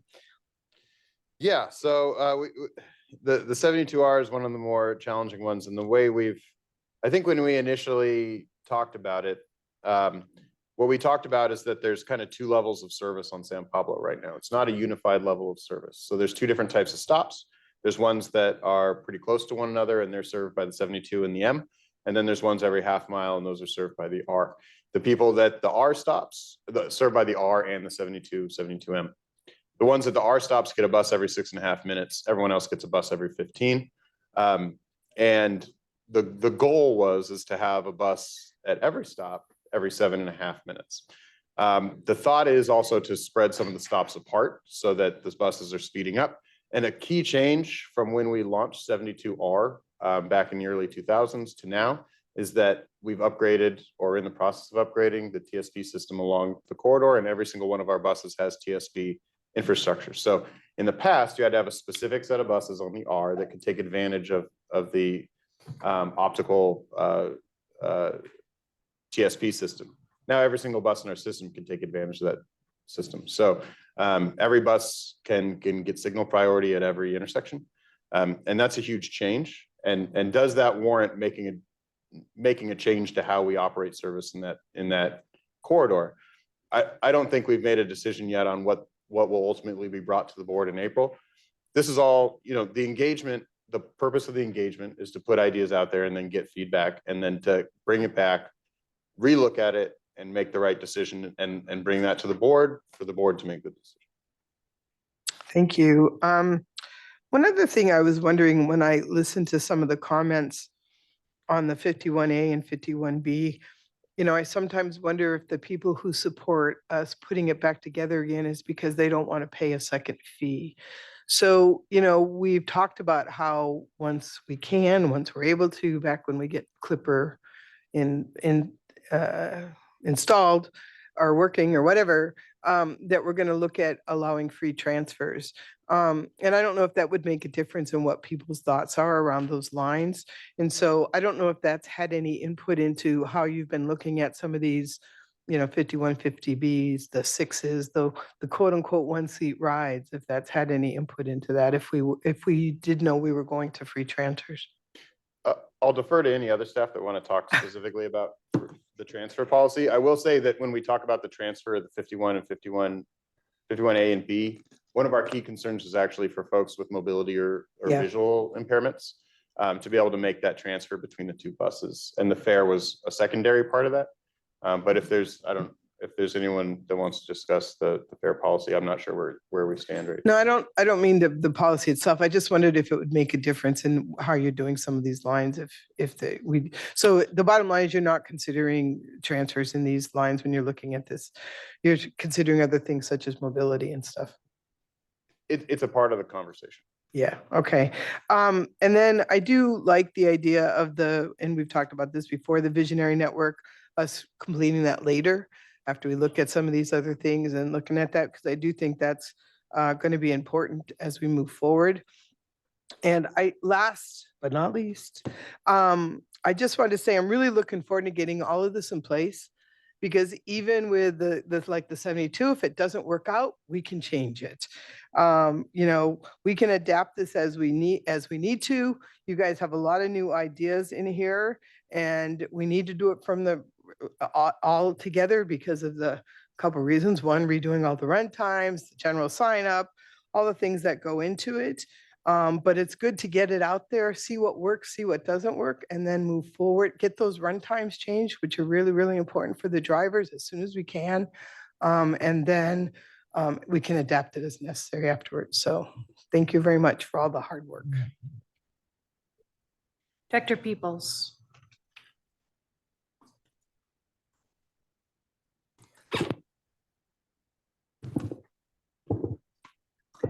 Yeah, I don't know if I have anything new to say, but I guess I need to say some of this stuff again. Let me start with a question. Mike, I've got about 1.5 inches thick of paper, maybe 2 inches, that has all the data that everybody is talking about. I thought all that stuff was on our website. Is it? Some of it is on our website in a few different places. So we have a data section, a general section of the website that has information about our service. We also, within the Realign existing conditions, have ridership, demographics, all those things for all of our lines. And then now in this attachment, we provided some more detailed data that was requested at the workshop on the 1st. But the stuff I've got has line by line for every single line in AC Transit. Yep. All this data that people are asking for. Is that on the web? It's on the actransit.org/realign within, I think it's phase 2, phase 1, it's the existing conditions. Okay, because a bunch of people who I know personally are pretty smart can't seem to find it. Okay, we'll double check and make sure that it's easily, it's more up front and center if it's not easy to find. Yeah. All right, let me make a few comments. You've heard me noisily say many times, I'm against slave labor from people who are not admitted to be employees.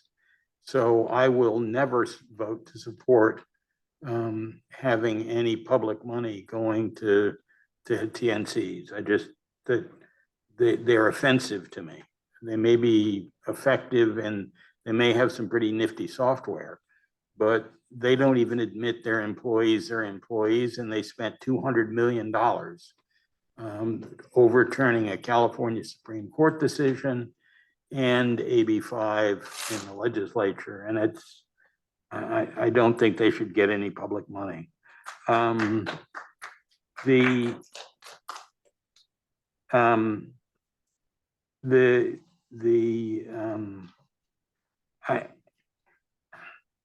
I am against getting rid of the 72R. I helped put that in. I think it's an important thing. I think there are a number of changes going on in San Pablo. Part of what you talked about was having the signal priority at all the signals and having that be GPS based instead of ultrasonic or whatever the thing was before. There are also a number of changes that are going to occur in the southern part of the section as part of ACTC's redoing of San Pablo. I think we should keep these changes in our back pocket until those physical changes on the street take place. Then talk about putting them in. I don't think we should putting them in yet. And as I've said before, Pooja, 10 years ago, 12 years ago, did a superb report that went block by block and intersection by intersection. And I don't know if anybody has looked at that report for Rockridge BART to downtown Berkeley. I think, as my memory of it, is that that was some of the worst sections in terms of unpredictability and delays. And this is one where I would be willing to implement it, but have a fairly short timeline, like a year, to look at the results. And if we get back to 551s back to back, we need to get rid of that section. I think from an abstract planning point of view, it is a more logical place to break the 51 in downtown Oakland rather than at Rockridge. But in terms of the reality of what is on the street, I don't think it's going to work. I think we're going to go back to the days of hopeless backups and unpredictability. In terms of reliability, I think I've said this every time this thing has come up. In my first 2 or 3 years on this board, I had a fight with Rick Fernandez. And I said, if we have the money and the drivers to put out 20-minute service, don't promise 15-minute service, because it's not going to be out there. And if we promise too much service and try to do it, we begin to get bunching and things get even worse. So I think it's pretty important to do the reliability efforts before we do Realign. I think that needs to be done as soon as possible.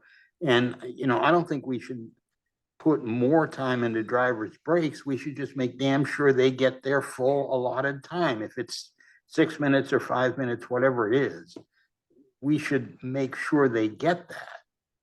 And try and keep the rest of it on time.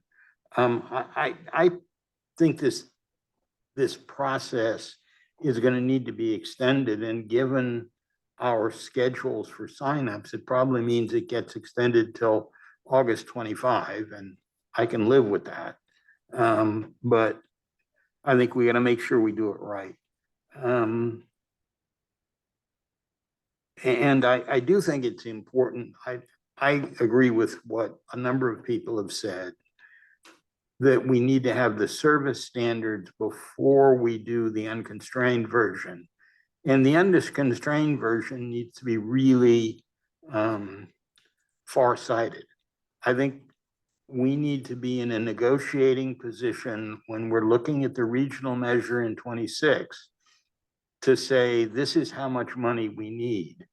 One of the things that BART has always been able to do is they've got all these long-term plans, like, what is it, Vision 21? That, where they're talking about a $30 billion second tube and Link 21 trains to everywhere so that suburban developers can go out in the agricultural land and build single family homes on 1/4 acre lots. And so when they are negotiating to get more money, they have all kinds of things they can put on the table. For us, it would be more service, and we need to have a pretty robust plan that of what we could do to encourage dense development and encourage infill development by providing lots of service. And that's going to be really expensive, and we need to be there when it comes time to negotiate that stuff with something to put on the table. Anyway, I'll stop at that point. Thank you. And also I do congratulate you guys for all the work that's been done on this, and both in terms of planning and in terms of the public outreach. I think it's been very impressive. Thank you. Director McCauley. I'll be short because the other directors, I think, have pointed out some of my concerns. But let me just touch on a few. First off, let me just say I too commend staff for the effort that they have undertaken under this project. It's quite extensive. I participated in one of the pop-ups and at the Hayward BART station this weekend, and saw firsthand just how actively we've been out trying to get community input. And I think this demonstration tonight shows, I think, the level of input that we've solicited and encouraged folks to bring forward. So I just want to commend you on that. And I think it's going to make, at the end of the day, it's going to make for a better product, given the input that we've gotten. I'm concerned about the Central County and the services that are being proposed with respect to the Central County. In particular, I'm concerned about, and I've mentioned this before, about how we're serving the schools in those areas. And so I know we've gotten a comment from the superintendent at Castro Valley Schools, and I think that there's other schools at Hayward as well, that I'd like us to at least focus on and think about, because I think that's a constituency that we can tap into to sort of make up for the lack of commuters going into San Francisco. So I think that's a market niche we ought to be thinking about.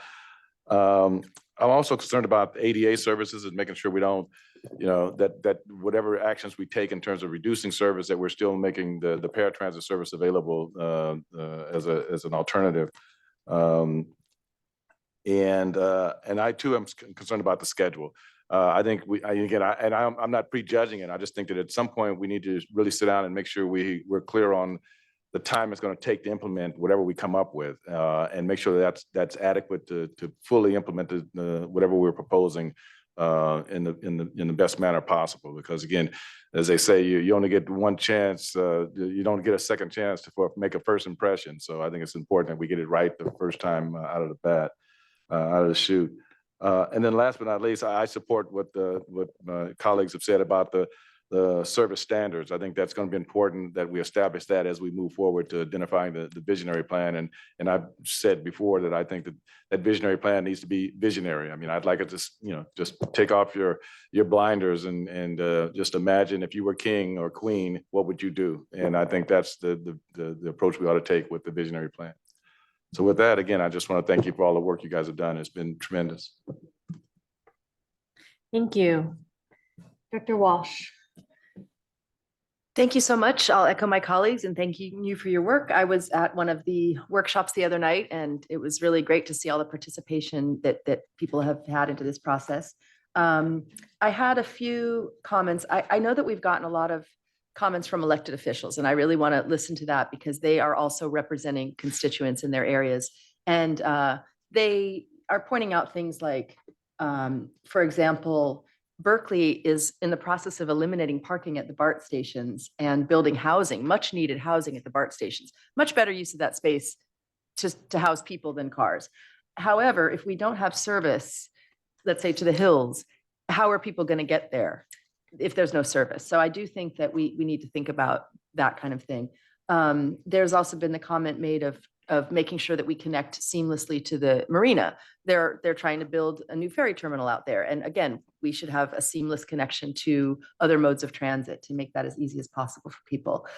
So I know you've heard all these comments, and I'll keep it brief because I just think at this point we're still incorporating the input, and I'm really looking forward to seeing what comes out of it all. But I did have a couple just questions about some of the data that was presented. For example, the 51B, we keep talking about the 51. I noticed that the northbound I think it's, I don't know what page it is on here, but page 30. The northbound has a difference in the scheduled time and the actual time of 30 minutes. Is that something that we can fix before realign? Or maybe I'm reading it wrong. It just seems like it's already not really meeting its schedule. So I wonder if that's something that we're already looking at. Yeah, we're looking at it. And one of the key things that is happening is that there's going to be no changes for the March sign up because it's going to be a rehang of the current sign up. So the next available change we could make would be June. It's also a little bit past when we would make changes for the March sign up. So the soonest we would be able to make changes that affect any operator assignment would be June 2024. And then August 2024 is 2 months later. Okay. And a follow-up on that, we talked about riding the buses to understand where the problems are in the line and stuff. And I'm wondering on that line, and we've talked a lot about consolidating them and how that might create delay. Do we have an idea of where those delays are happening? Is it spread out, or can we say, oh, it's really happening in this little block segment? Or I'm just wondering how we identify where the delays are happening, or do we even look at that? We can identify where delays are happening using different tools down to the stop level. And then what it doesn't tell us is why. So then what we need to do is go out and actually look at the specifics to why. Is it a turn? Is there a location nearby that leads to a lot of maybe loads or long dwell times for one reason or another? Is there a signal problem? Is it just general congestion? And so what we do then is we go out into the location and have a look and see what's creating the delay. That's great. And I'm glad to hear that because I think those are all very different. They have very different solutions. If it's loads, that's a good thing. People are riding the buses. Maybe we need to let them get on the back door. If it's traffic, maybe we need to really strongly advocate for a bus lane on that stretch. So I'm glad that we're looking at that kind of stuff. And let me just see here. I had a couple more notes. I also agree about the service standards. I don't think we should design a network and then say, here's what we did. These are our standards. I think we should have standards and we should design the network to our standards. So I hope that we can work on that. And I think it's too late for this initial round, but for the unconstrained vision, I do support that. And what else? I think that is, the other point I wanted to make was, the Emeryville service, they've done a lot in Emeryville, as we know, to prioritize transit, to put seats at every bus stop and really to support transit. And I think that we should really be thinking about that when we think about our service in that area. We don't want to have empty bus lanes because we cut service, after they invested all this money in transit priority. So just another thought of listening to what those constituents are saying. Looking forward to the next steps. Thank you. Thank you. Director Beckles. So this item's been a long one, so I'll do my very best to be very brief by just saying I concur with my colleagues. I especially agree with Director Peoples on his comments about outsourcing. I share that. That's a passion of mine. I don't believe we should be outsourcing good labor jobs, union jobs. I want to thank you all because I know this process has been a really tedious one. So thank you for all the work that you all are doing. And I also want to just thank the callers and the speakers who are here, took the time to come out here to share their concerns and share their ideas with us on how we can be better. I also share the concern of speakers who talked about the reliability issues and the need to really prioritize that before we adopt anything. Let's see. And then I'm concerned that the 72R was still on the chopping block, but again, everyone's made some really good comments that I know you're taking notes on. So thank you. Thank you. President Young, do you have any comments? Okay. Thank you so much, everyone who came out tonight and staff. I do want to concur just with the tremendous work that staff have done, and it really was seen with here tonight with the incredible participation. I wanted to also just say ditto on Director Peoples' comments in particular, and as well as colleagues who spoke up in support of we do need additional time on this project. And first thing I was thinking when Director McCauley said, you know, if we could be the king or queen, right? I think the king or queen wouldn't want to be working all over the holiday break. And the current timeline we're on is to come back in January with a draft final service plan. And I think that's too soon. I think it's too much of a burden on staff, given the incredible volume of feedback we heard tonight. I know that, you know, many of my constituents are still just hearing about these service plans, and that we could in January already have it narrowed down to just one. I just think it's burdensome on both staff and on people who ride the bus who need more time to hear about this, to learn about it, to weigh in. I think that we've made a commitment publicly. This is going to be the most equitable bus network, and that what does that actually mean? We need to live the values of really listening to our workers, listening to our riders, and spend more time having this really productive discussion and back and forth and refining the proposals before we just move in lockstep with what's needed to be done to have a public hearing in January so we can make a decision in April. So I really appreciated Director Peoples' suggestion that we move ahead with reliability improvements. Those are really important, and I wanted to just applaud the work that staff did and in the analysis that we received with this report. So I guess that is a question regarding the feasibility of that. We did just make some reliability improvements in August, and obviously there's trade-offs. We're limited by our bus operator shortages. But how feasible would that be to make reliability improvements, you know, as we go, learn and go, right? Get that out there, these improvements as soon as we can. And the second part of that question is the analysis complete, right? So before we move quickly to address it, you know, looking at it, seeing things like the biggest delay on the line 51B is in the early morning, right? I look at that, I'm like, wow, it's even more delayed then than it is in the AM and PM peak. What's going on there, right? So we can add more buses, but have we done a thorough analysis to really understand the source of that delay, right? And so I'll pause there for a moment. Okay, so I'll adjust the timeline for the reliability improvements first. So we talked just a little bit about it. March is kind of in the books, and it's there's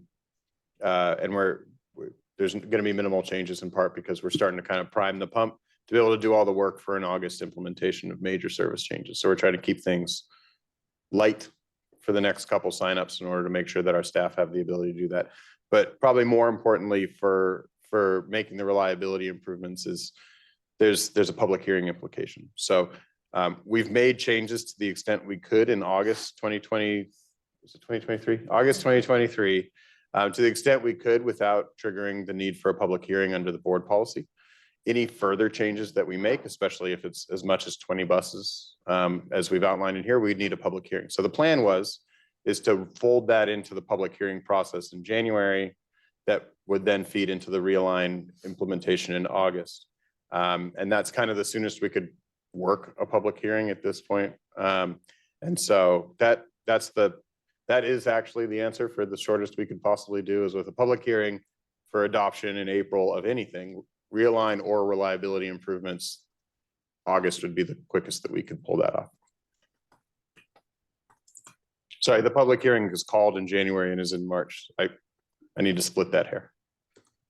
And can you Remind me that I got caught up in that question. Just has the analysis been completed of the reliability, just in terms of some of the understanding those causal factors on these, time of day, early morning and.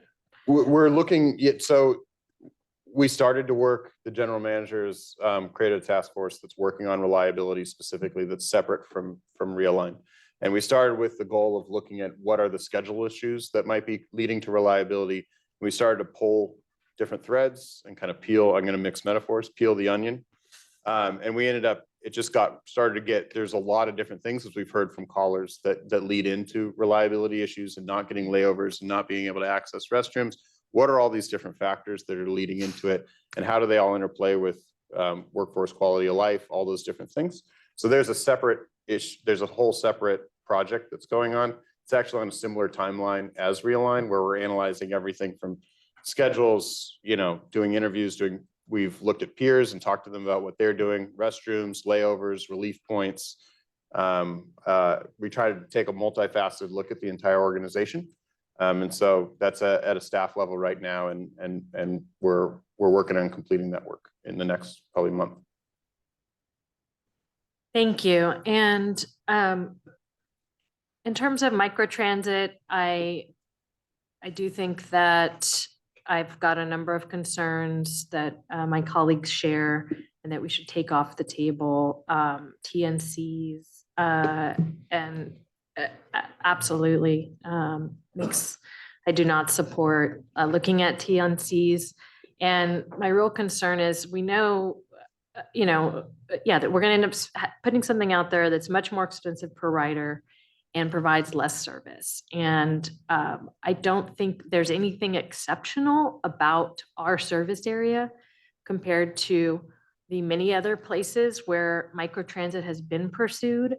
And there are very limited contexts where it has been successful. So I am, looking forward to learning more about what's going on with the Line 212 and Line 239. I do want to stay open-minded to innovation here, but my concern is that I don't see kind of what is the theory of change, that this isn't going to end up serving fewer passengers for more public resources, regardless of whether we're operating it with union labor or not, right? So just really, how is this going to provide better service to our riders in South County? So I agree with the comments on let's finish the visionary network after revising the service standards.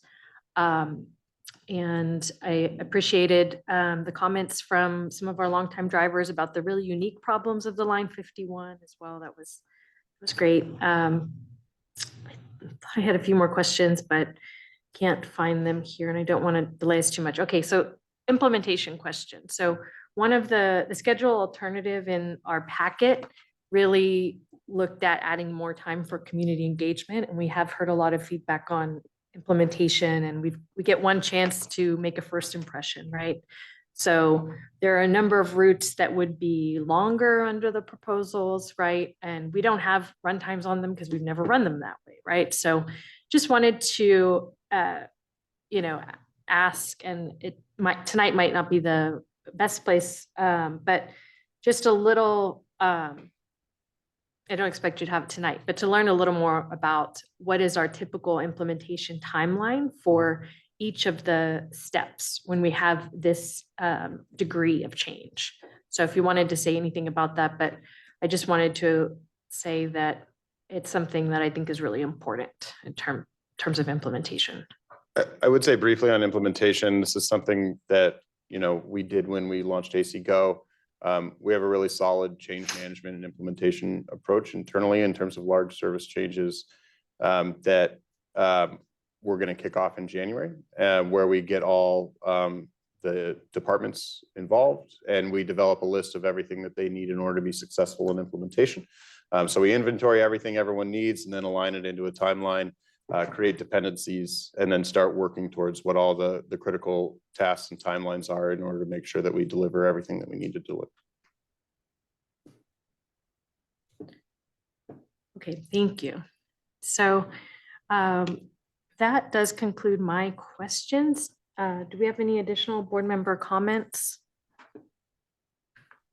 Okay, I would like to make a motion that we receive this report and that we support the alternative proposal to extend the timeline and direct staff to bring back revised milestones, allowing with specific milestones for implementation.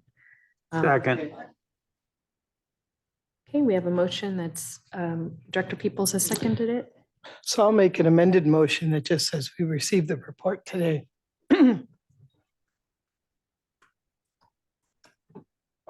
we ask questions at this point? Is there a staff recommendation about the timeline? You had an alternatives assessment, but We included it as an alternative that was requested by the board. There is no recommendation one way or the other within the report.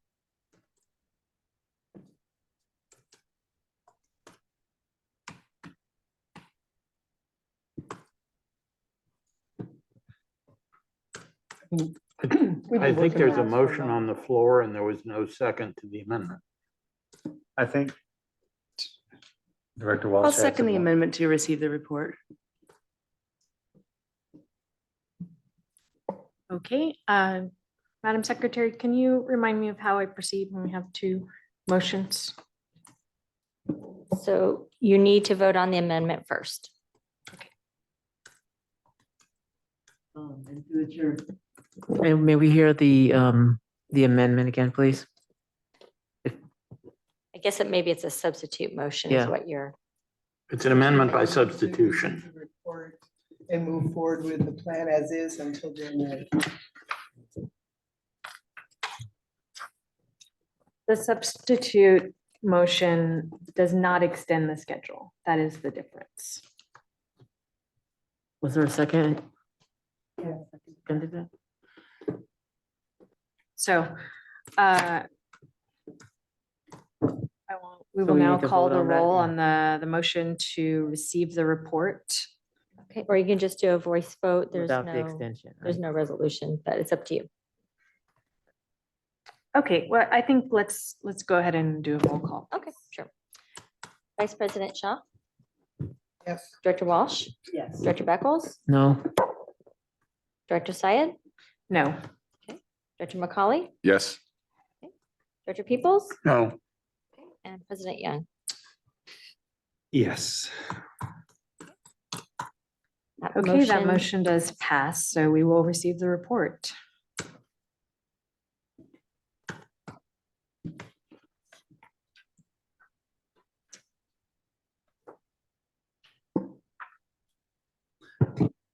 Okay, External Affairs, Chair Peoples. Yep, 6B, appointment of an AC Transit representative to PAPCO. Report 23464A. Good evening, Chair Peoples and members of the board, Linda Nemiroff, Board Administrative Officer and District Secretary. The item before you this evening requests the appointment of AC Transit's representative to the Alameda County Transportation Commission's Paratransit Advisory and Planning Committee. As the board is aware, staff originally sought a volunteer amongst the members of the General Manager's Access Committee and the East Bay Paratransit Access Committee to serve on PAPCO. After receiving no response, the recruitment was opened up and one application was received from Fremont resident Arun Mittal, who I believe is online today. Mr. Mittal meets the requirements to serve on the committee, is willing to attend in-person meetings, and came highly recommended by GMAC member Sean Fong. Mr. Mittal's application and qualifications are presented to you for consideration. Staff recommends appointment of Mr. Mittal and is available to address your questions. Well, also, let me give a little history. Hale Zukas, who was quite a famous member of the disabled community, was our representative to PATCO forever. I mean, I think he's been our representative to PAPCO for the entire time I've been on the board, which is a little while. And so Hale sadly passed away last year. And so we need a new rep on PAPCO, and nobody from the AAC or the GMAC volunteered, and one of the members down there, who's a very good member of the AAC, or GMAC recommended this gentleman, and so he is being nominated. And if anybody wants to ask him any questions, I think he's online. Yeah, and we do not have any public comment on this item either. Yeah, I would make a motion to approve. I have not met Arun yet, but I know the person who recommended him and I highly respect her opinion. So I have heard some feedback from our staff regarding Arun. So I don't know, Arun, if you want to make any comments before we do this, or I just want to say thank you for applying, but I will make a motion to approve. Second. It's been moved and seconded. All those in favor say aye. Aye. Opposed, abstentions, passes unanimously. And thank you, Arun, for having our meeting move more quickly and slowly. And I hand it back to the president. Finance and Audit, Chair McCulley. Okay, consider receiving a report from the district's Parcel Tax Fiscal Oversight Committee on on Measure VV and C1 tax proceeds for the year ending June 30th, 2023. Item number 23495, Chris Andrzejczyk. Good evening, Board. Chris Andrzejczyk, Chief Financial Officer, here to present Staff Report 23-495, report from the District Parcel Tax Fiscal Oversight Committee on Measure VBC1 tax proceeds for the year ended June 30th, 2023. The Parcel Tax Committee was originally established in 2003 after the passage of the original Measure AA parcel tax in 2002. This independent fiscal oversight committee reviews the use of funds and provides an annual report to the board. The committee has been reestablished with each successive parcel tax measure that has extended and increased since Measure AA. The committee met on November 7th. Igor Tregub was elected as chair of the committee, and after a presentation from staff and a round of question and answer, the committee adopted Resolution 23-001, determining that the parcel tax funds collected during the prior fiscal year have been appropriated and expended in Special Transit Service District Number 1 for operation and maintenance activities. All committee members volunteer their time for this important task, and the district is grateful for their service. The committee has one new member this year, Donna Linton, who is an experienced addition and has quickly learned the details of parcel tax and her role as part of the committee. With that, I can answer any questions. Are there any public comments? We have no public comment on this item. Great. Is there any comments from the board? Just like to thank all the members of the committee for their uncompensated work. I second that one. All right. Is there a motion to accept the report? So moved. Second. Okay, there being a first and a second, all those in favor? Aye. Aye. Motion passes. Item 6D, consider receiving the year-end financial statements and independent auditors report for the fiscal year ending June 30th, 2023, report number 23-522. Chris Andrzejczyk. Good evening again, directors. Again, Chris Andrzejczyk, Chief Financial Officer. This is item 23-522, the financial statements and auditors report for the fiscal year ended June 30th, 2023. The district has officially closed out its fiscal year ended last June. The financial results have been audited in accordance with Board Policy 340 by the independent accounting firm Crowe LLP. We have received the draft audited financial statements for the district, as well as nearly a dozen other reports, which are included in this package. It is noted that the district financial statements and all related reports received a clean opinion from Crowe.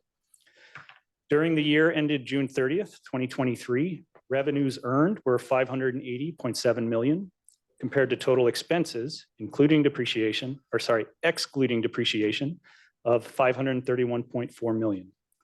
This resulted in an increase in operating net position of $49.4 million, primarily due to the receipt of federal funds in the amount of $38.8 million. After subtracting depreciation of $77.1 million and adding capital revenue received of $63.6 million, the total increase for the year was $35.8 million, and net position at year end was 200.3 million.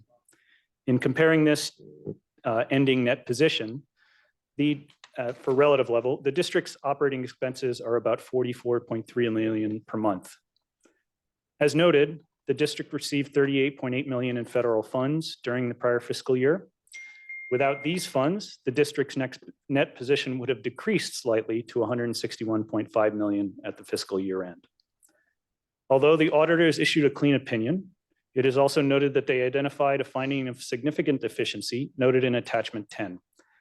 This type of finding is corrected by adjustments given to the district by the auditor so that the financial statements are correct when finally issued. The finding primarily deals with other post-employment benefits, or OPEB, liability, and other net position entries. The finding also notes some issues with entries for new lease accounting standards. The adjustments from the findings overall mainly affect the measure of future liabilities that the district has, which, depending on the particular liability, are measured in different ways and with different time and discount bases. Since some of the findings involve a repeat area from last year, myself and the controller are going to do a review of the overall audit process and put together a workable plan to ensure we address these issues. And I would just like to say that Brad Shelley, our audit partner from Crow LLP, is in attendance for a few more moments and is available to answer questions. That concludes the report. Thank you very much. Great, thank you, Chris. Are there any public comments? Chair McCauley, there are no speakers. Okay. Are there any comments of board members? Director Shaw. I'll make a comment. One is, okay, so I understand the deficiencies and I'm happy to hear that you guys are going to be looking at that going forward since it's been more than 1 year in a row, and I'm happy to hear that. But if I were to ask you in 5 sentences or less what this really means to me, is this a good report or not a good report? The issues all relate to things that we calculate basically once per year. Our liability for future medical costs and our liability from leases that we either pay for or get money for. And we sort of do a lot of these adjustments at the end of the year. Some of them are more complicated than others, and we've made a couple mistakes here and there. They don't affect our sort of normal day-to-day operating expenses. So, you know, it's a significant deficiency, which is kind of in the middle of the range of things that can go wrong, but they are adjustments that we correct, and we issue financial statements that are corrected. So I would say I would not worry about them too much, but we certainly don't want to even have them show up. Okay, so you get a B- is what I hear. Thank you. Are there any other comments? Oh, I'm sorry. Yeah, Chris. Yeah, Director Peters. Chris, is there a relationship between those issues with the audit and the work we're doing to pre-fund the OPEB? No, I mean, they both deal with OPEB, but there's no relationship between the. So it's not sort of direction from the auditors to either increase the amount we're putting into the pre-funding or reflect it differently on our books or anything like that? It is, the actual amount that we pre-fund is sort of separate from these issues, which are either measuring the liability or where we have booked the liability and what account and on what basis. Okay. Okay. I had just a couple of quick questions. Hopefully they're quick. I noticed that there were several increases in revenues that were recorded for last fiscal year. What's the trend looking like for this year so far? So things are looking pretty good at this point. We just got our sort of first indication of property tax, and it is continuing a pretty good trajectory. So sort of cautiously hopeful for the year. It's a little bit hard to read the tea leaves every day. They seem to change direction. Yeah, no, I wasn't asking for you to make a prediction, but just a sense of sort of what the trend is. I mean, just since we are, a couple quarters into the current fiscal year. Yeah, I think we're doing pretty well so far this fiscal year. Okay, well, that's good to hear. And then going back to the management letter and the deficiency that they pointed out with respect to, is it a question of coming up with agreeing on the values that need to be recorded, or is it a question of where those transactions were recorded? You follow what I'm saying? I might sort of punt this one to our auditor. Okay. It wasn't, I guess the best thing I say is it's probably not exactly just one of those. There's different adjustments in different places. So maybe Brad can. Sure. Brad Shelley, partner at Crow. To answer that, I think it's a combination of things. As some of it is just calculations that weren't calculated correctly. Specifically, as he mentioned, related to OPEB or leases. Some of it is related to, specifically one related to net position, was just a matter of, it was an adjustment from last year that just simply didn't get posted. So sort of things like that. But again, as Chris mentioned, they were all things that are year-end type of wrap-up closing adjustments. These are not things that are done on a daily, monthly basis. These are all things that are just done annually. And I think that lends to, oftentimes when you're only doing it once a year, it's a little bit more difficult than if you're doing it on a regular basis. Gotcha. Okay. Thank you. The only thing I would ask is that, is it possible, particularly since this has shown up from the last year as well as this year, is it possible that you can, that audit plan that you're putting together, or corrective plan rather that you're putting together, could you make that available to the board members as well? Yeah. I think we can put something together, maybe sort of include it with a GM report or something. Yeah, exactly. I'd like to see sort of how we're planning on approaching that, the subject. That's all. Thank you. If there's no further questions, is there a motion to? Motion to receive. Second. Okay, there is a first and a second. All those in favor? Aye. The motion passes. I will return it over to the chair. Okay, operations items, Chair Shaw. Consider receiving the fiscal year 23-24 first quarter protective services report.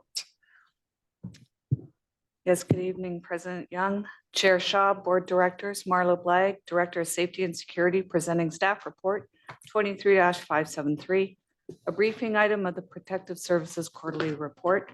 This report tracks key performance indicators for our law enforcement contracts with Alameda and Contra Costa County Sheriff's Office. Table 1 of the attachment provides a summary of selected metrics which are monitored during the quarter to assess the performance of the contracts. Your red envelope includes a description of the metrics. Activity and response times are detailed in charts 1 through 5. The review period covers the first quarter of the fiscal year from July to September.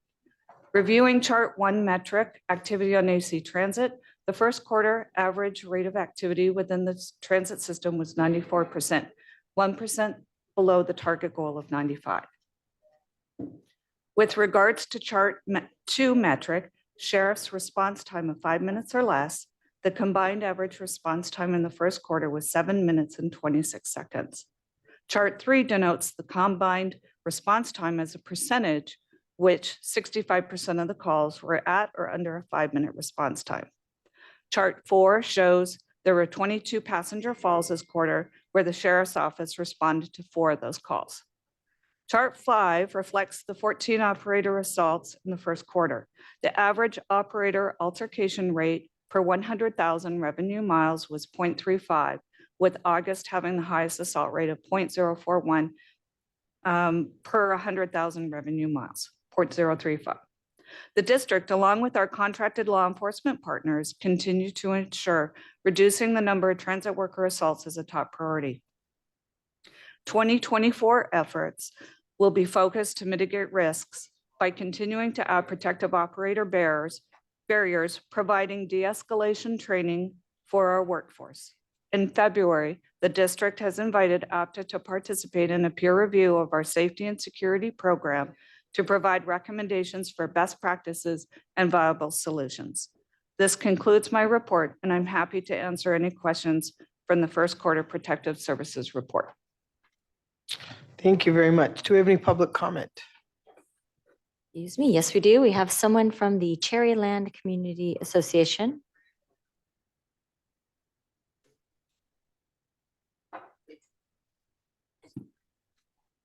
Hi, good evening. My name is Michael Freed. I'm from the Cherryland Community Association. And I've been following this whole procedure, including the realignment thing. And one of our questions from our community was the assurance that as the alignment goes forward, that the assurances of not only the operators, but also the passengers be considered as a major concern with the safety of the passengers and the users and the operators. And I'm not going to apologize for it, but I wasn't aware that I'd raised my hand for this particular issue. But I just wanted to make sure that that our community is heard as being one of the most needy of the communities, and unincorporated is the Cherryland community. Anyway, I'll just take whatever comments you want to have in terms of how you're proceeding with making your operators more secure, and whatever other comments come forward would be greatly appreciated. And thank you very much for all the work you're doing. Thank you for those impromptu comments. Yes, those are Yeah. all comments. Okay, board comments. Dr. Peoples. Yeah, one of the things I'd be interested in, when we get this in the future, is some comparison to our peer agencies. APTA must have something that approximates this data for a lot of different transit agencies. And given some of the comments that were made tonight and some of the comments that were made on TV, I think it would be appropriate to actually have that comparison data. They're saying we're the worst in the country. I don't believe that. Given, New York and some other places like that. So I think some comparison data would be very useful. Thank you. Dr. McCauley. Yeah, thanks for this report. Thanks for this report. I have just a couple of questions, and probably I'll direct it to the general manager. Where are we with the shields, driver shields being installed? We're going as fast as we can. We have had COVID-related supply chain problems. I believe we have 400. Go ahead, Sal. Yeah. Good evening, Board of Directors. Sal Llamas, Chief Operating Officer. Good question. So currently we have about 150 buses that have the shields installed.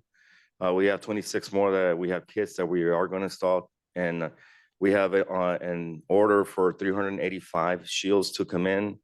The estimated time right now is for March, if everything lines up, and then our team is going to go ahead and install the shields on the older buses. We also put every new bus that we procure is going to have the shields on them, and we just issued an order for 50 buses to Gillig, which will have 50 more coming in mid-year of 2024. So we're on a fast pace to get a majority of our fleet converted by the end of 2024. Okay. And do we find that really makes a difference, or? That's we're looking at the data where the incidents are happening and which buses have the permanent shield versus the temporary shield. So I don't have that information right now because we just have a few out there that we're monitoring, but we are looking at that. Great, thanks. And then my other question was, how is the de-escalation training? How does that take place? I mean, given all the different shifts and so forth, how are you able to get everybody in and trained? Yes, good question. So we treat it like we do the verification of transit training. So when the veteran operators that are ready and already out there that are not new operators, we schedule them to come in and do part of the training while they're there for a whole day. They have to be there for 8 hours anyways. And then every new operator that gets trained through the licensing process at a training center has that training. Okay. Thank you. You're welcome.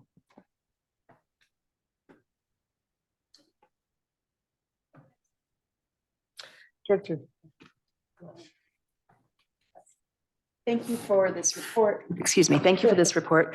I was really happy to see the red folder item of the descriptions for what each thing means. It's been 3 years I've been on this board and I still have never known how to read that chart. So thank you for that. That's really helpful. We're making progress every day on this. Another thing I wanted to say is that we have on this form citations and arrests for fare evasion. It's always 0. And I really hope that we're not arresting anybody for fare evasion. And I just wonder if that could just be removed from the chart because I don't think the officers should be arresting anybody for fare evasion. Yeah, thank you for that, Director Walsh. I'm actually looking at all of the data sets next year and probably revamping these with the exercise of going through and writing the descriptions. I really want to look at the data that's the most valuable to the board. That's great. I also noticed a new piece, which is the BRT data. And I really like to see that too. So I hope that's something that can be included going forward. Thank you. Yeah, I appreciate it. So thank you for your work and I have no further comments. Any others? No, I just have a couple. One, when did you say we're going to be doing the peer audit? It's scheduled for February and I'm crossing my fingers, no weather issues with the team flying out. Yeah, because they're coming from Washington, right? Yeah, coming from the East Coast, yes. Yeah. One of the questions I do have though is when you look at the statistics, and we should be able to do a comparison since we do it per 100,000 miles. I think that'll be a good way. But with the numbers on here, when it talks about the assaults, you know, basically 5 or 6 a month.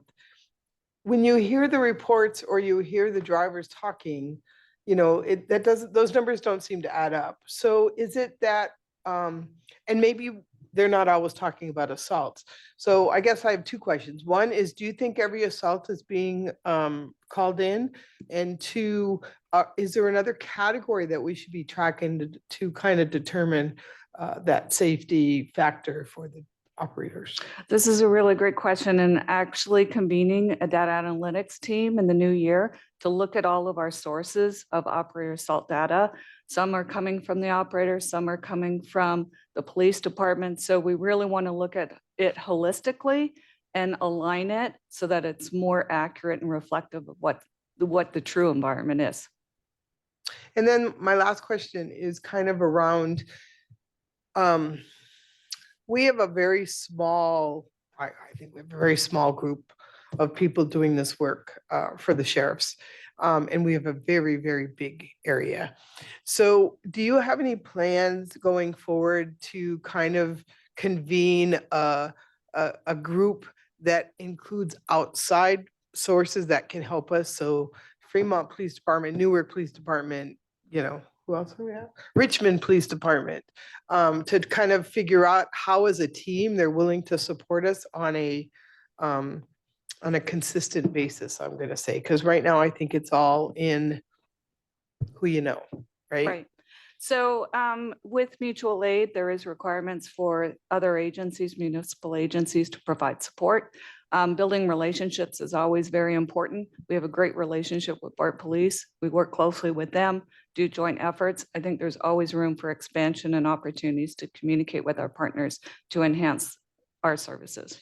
Are there, in the mutual aid, is it, you know, only if it's a safe, what do I want to say? Only if it's a crime, will they do mutual aid or will they do mutual aid? Typically, they will not provide support if it's not a crime related. So we can't ask, you know, Fremont to come and participate at a community event because they have their own community events. So there's, you know, there's opportunities for doing consortium partnerships, but right now I think we need to look at our current model and what we can do to enhance and improve it, and then look at those opportunities down the road. Okay, thank you. Okay, do I have a motion to receive? So moved. Second. All in favor? Aye. Passes unanimously. Back to President Young. And then Director Syed was out of seat for that one. Okay. I was listening back there. Are you an aye then? Did you want, okay, great, thank you. Perfect. Okay, Board Administrative Matters. 6F, consider the adoption of either ordinance 20 Evergreen or ordinance 20 Jade, establishing a 7-ward election system, including one option for the sequencing of elections beginning with the November 2024 statewide general election pursuant to Elections Code Section 110, and waive the second reading of the selected ordinance. Staff. Okay. Good evening, President Young and members of the board. Jill Sprague, General Counsel. Before you tonight is the second presentation of 2 ordinances, one for the Evergreen Plan and one for the Jade Plan. Each plan is referenced in section 4 of their respective ordinance, and the map and meets and bounds for that plan are included as exhibits A and B to that ordinance. Both ordinances establish a by-ward electoral system for all 7 directors and provide that the district secretary is authorized to make minor technical adjustments to the ward boundaries if necessary to facilitate the implementation of the ordinance. Each ordinance further provides for 2 sequencing options in section 5 of each of the ordinances. Sequencing option A provides for directors to be elected in wards 1, 6, and 7 in the 2024 election, and for directors to be elected in wards 2, 3, 4, and 5 in the 2026 election. Sequencing option B in each ordinance provides for directors to be elected in wards 1, 2, and 6 in the 2024 election, and for directors to be elected in wards 3, 4, 5, and 7 in the 2026 election. As the board has previously discussed and recognized, there are 2 potentially competing considerations in determining the sequencing of elections: the CVRA and the temporal acceleration issue. California Elections Code Section 110B provides, quote, in determining the final sequence of the district elections conducted in a political subdivision in which members of the governing body will be elected at different times to provide for staggered terms of office, the governing body shall give special consideration to the purposes of the California Voting Rights Act of 2001, and it shall take into account the preferences expressed by members of the districts, close quote. The plain language of the statute provides that both the purposes of the CVRA and the preferences expressed by members of the district shall be taken into account. Unfortunately, there's a dearth of case law that interprets the statute, and staff was not able to glean applicable sequencing guidance from any other jurisdictions given the district's unique fact pattern. In looking at the legislative history of the statute, the legislature raised concerns regarding placing the only majority Latino district, this was in the city of Anaheim, in a midterm election. In that case, the Latino voters objected to this sequencing. In addition, as further guidance, the Simi Valley City Attorney's Office has stated in a staff report that Section 110B is interpreted to mean that if there's a district that includes a significant number of members of a protected class that the California Voting Rights Act was designed to protect, that district or districts should have the opportunity to have the first election. In that case, it was 2020 rather than the 2022 election. The Simi Valley staff report does not cite any case authority, however. Finally, the district has conducted extensive outreach to obtain public comment on redistricting, including the sequencing issue, and quote, the preference expressed by members of the districts are mixed, although the majority of public comment received indicates a preference for placing the majority Asian ward, which is Ward 7, in a midterm election year. The countervailing sentiment is that placing this ward in a presidential election year furthers the purpose of the CVRA. Notably, however, the attorney for the protected classes has submitted a letter on behalf of the class representatives stating that it is not the representative plaintiff's position, quote, that the board's proposal to elect a district from Ward 7 first at the expense of an elected representative for Ward 2 between 2024 and 2026 furthers the goals of the CVRA. So it is up to the board to balance the competing considerations in determining which election sequence best addresses the goals of the CVRA and minimizes voter deferral. Ward 6, which is included in both sequencing options for the 2024 election, has the highest Latino CVAP, which is citizen voting age population.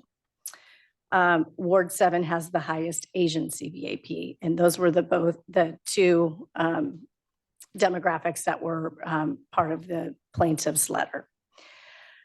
Having Ward 2 go in 2024 will result in less deferral. It is staff's opinion that there's legal support and arguments in favor of both sequencing options. In the event of litigation, a court will likely defer to the board as the policymaker.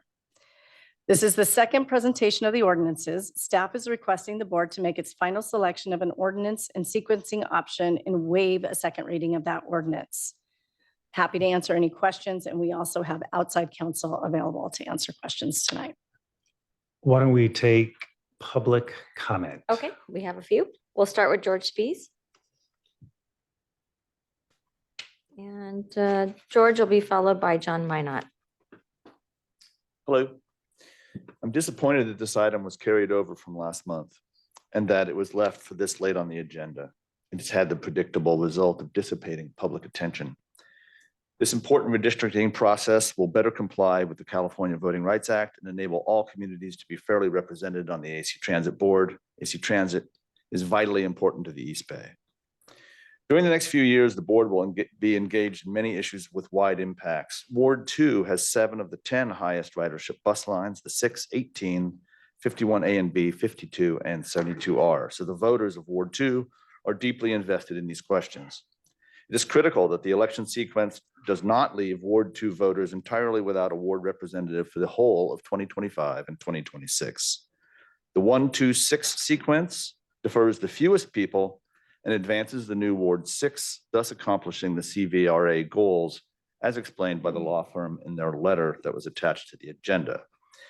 This is why Oakland Mayor Sheng Tao, Oakland Council members Fife, Kalb, Jenkins, and Fortunato Boss, Berkeley Council members Humbert, Robinson, Taplin, and Harrison, the Alameda County Democratic Party, the Peralta Community College Board, and a broad coalition of transit and transportation advocacy organizations all agree. The AC Transit Board of Directors must select the sequencing proposal that has Ward 1, 2, and 6 voting in 2024. Thank you.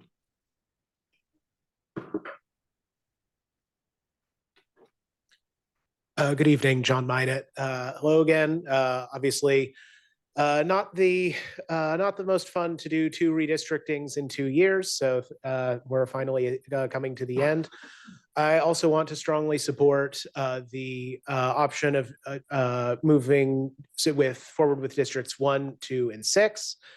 In addition to the other concerns that have all been raised here and elsewhere, I think that the way Ms. Sprague laid it out, it's pretty clear that 1, 2, and 6 is the option that best does both of the considerations because it advances the goals by moving up the new District 6, which is a good district and creates a lot more Latino representation than existed before, as we got a lot of comment on during the redistricting itself. So it accomplishes that goal and simultaneously it minimizes deferrals by over 200,000 people. And it does feel very difficult for people to have an election taken away. It may not technically be disenfranchisement because there is an at-large member, but by that standard, until 2026, everyone in the district will have 2 representatives, except for these 400,000 people who will only have 1. So it is under representation, in my opinion. And that's why we're seeing so much public comment, especially in the packet. I'll just note, we have a lot of concern, a lot of opinions from Berkeley and Oakland, which makes sense. I didn't see anything from Fremont elected officials. Maybe that means something. Yeah, I hope you look to this and make the 1-2-6 decision that achieves both of the goals appropriately. Thanks. All right, Alfred Tu, followed by Jonathan Singh. Thank you, everybody. Once again, I call you to vote for sequence B, which puts Ward 2 into 2024 election. As the previous speakers have said, Ward 2 has high transit ridership and really should have representation in the next couple of critical years. But more importantly, I want to talk about what this means for Asian American representation. I've had the opportunity to live in both Fremont as well as in Berkeley in my life. And they are very different communities. There are different ethnic groups, but most importantly, they're different demographics. In Fremont, about 2/3 of the city is homeowner, higher income area, older, more established population, all things that are attributed to higher turnout in midterm years. Fremont also has its state Senate elections sequenced in the midterm years. And in our last cycle, there were 2 Asian American candidates who both ran for state Senate. They both brought out large numbers of their community members to vote in that election. In contrast, Berkeley and North Oakland and West Oakland, Emeryville potentially as well, these are areas where you have younger people, a lot of people in the 18 to 29 range, more low-income neighborhoods, as shown on the Title VI report that was received last meeting, and a lot more renters and people who move around frequently. All of these groups are groups that turn out more often in a presidential year. And so we really want to talk about making sure that the elections are sequenced for maximum representation. Ward 2 needs to vote in 2024. Again, this is more than just about transit. This is about basic faith and democracy for our communities. Thank you. Okay, Jonathan? Thank you, members of the board. My name is Jonathan Singh. I'm a resident of North Oakland and therefore a Ward 2 voter. I ask you all to choose option B in whichever plan whichever redistricting plan you decide on. It's important that the voters of Ward 2 not be left without a representative dedicated to that geographic area for 2 years. In addition to the great points raised by the people who spoke before me, I wanted to note, of course, that Emeryville is in Ward 2 and has shown a real commitment to building more and more housing and to attracting more and more jobs into the city. They need to have a voice at the table as well when it comes to deciding what service plans will be put into effect and what amount of service will be available in that city, as well as in the rest of North Oakland and other really dense areas. So again, ask you to choose option B. Thank you. Okay, next speaker, Paul Bickmore, followed by Brian Culbertson.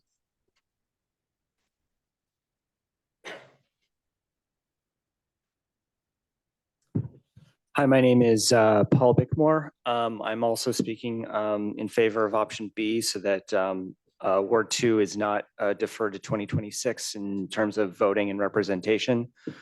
Apparently because this is where so much of the transit riders are. It's the densest part of the service area. This is and the most bus service. And I can't count just how much of my life has been spent on the 51A, but it seems like I live on the 51A sometimes. Of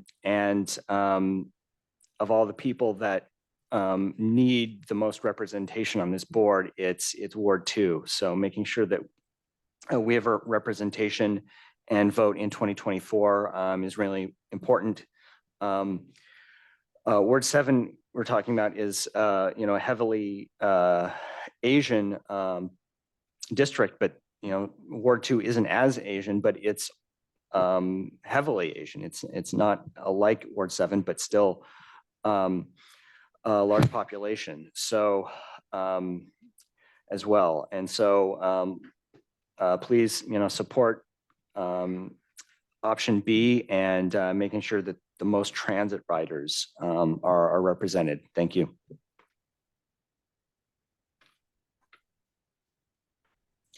Hi, my name is Brian Culbertson. I'm a current and future Ward 2 voter, and I urge you to sequence elections with Wards 1, 2, 6 in 2024. It is crucial to have local representation for me and my neighbors in Ward 2 without a gap. In addition to being important to Ward 2 voters, a 126 schedule is good governance, since a 167 schedule defers representation of over 400 voters. I urge you to go with sequence B and make sure and ensure that Ward 2 votes in 2024. Thank you. Okay, we have a few online speakers. Anthony?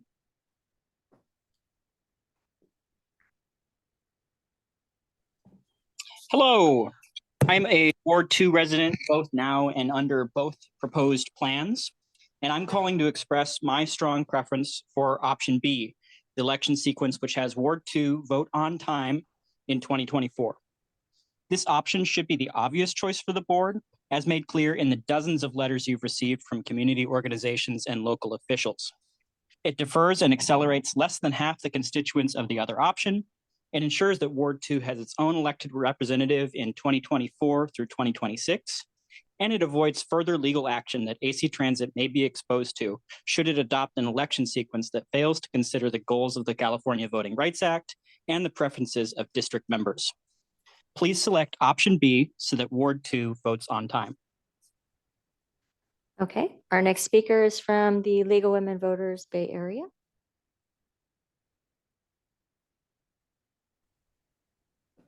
Good evening. This is Nick Pilch. Apologies for the name on the account. It's actually, I'm not speaking on behalf of the League of Women Voters at all. So Right, Get your time and you can start over. Okay, thank you very much. I'll try to rename myself on Zoom here. Good evening, directors and president of the board. This is Nick Pilch. I previously sent you an email, although I received notice that it seems to have been undeliverable to Director Peoples due to some technical email configuration error somewhere on the district side. If this issue has been fixed, I can resend my email. As noted, the board's considering two options for sequencing tonight. Option B, in which wards 1, 2, and 6 vote in 2024, and option A. I've followed your redistricting efforts for some time, and I'm no stranger to redistricting efforts and their best practices. I participated in the state process for redistricting congressional seats, successfully advocating that the whole of Albany should remain in Barbara Lee's district, the current Barbara Lee's district. And I participated in Berkeley, Oakland, and Alameda County's redistricting process and gave input into BART's redistricting process. Redistricting is a complicated process, and there are best practices and redistricting science for which your consultants were qualified to guide you. I believe it was those same consultants which have rejected sequence A. A significant reason why is that many more people would be affected by this proposal as opposed to sequence B. In addition, the area left without a district director in this proposal is a dense district with a lot of bus ridership. So I'll leave out the other details that are in my email, and I'll ask you to please reject sequence A and adopt sequence B. Thank you. Okay, our next speaker is Sheila Gunn.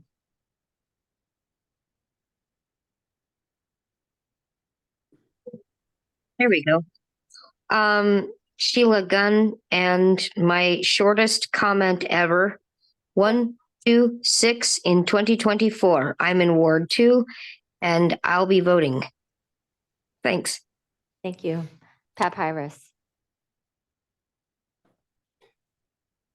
Okay, hello.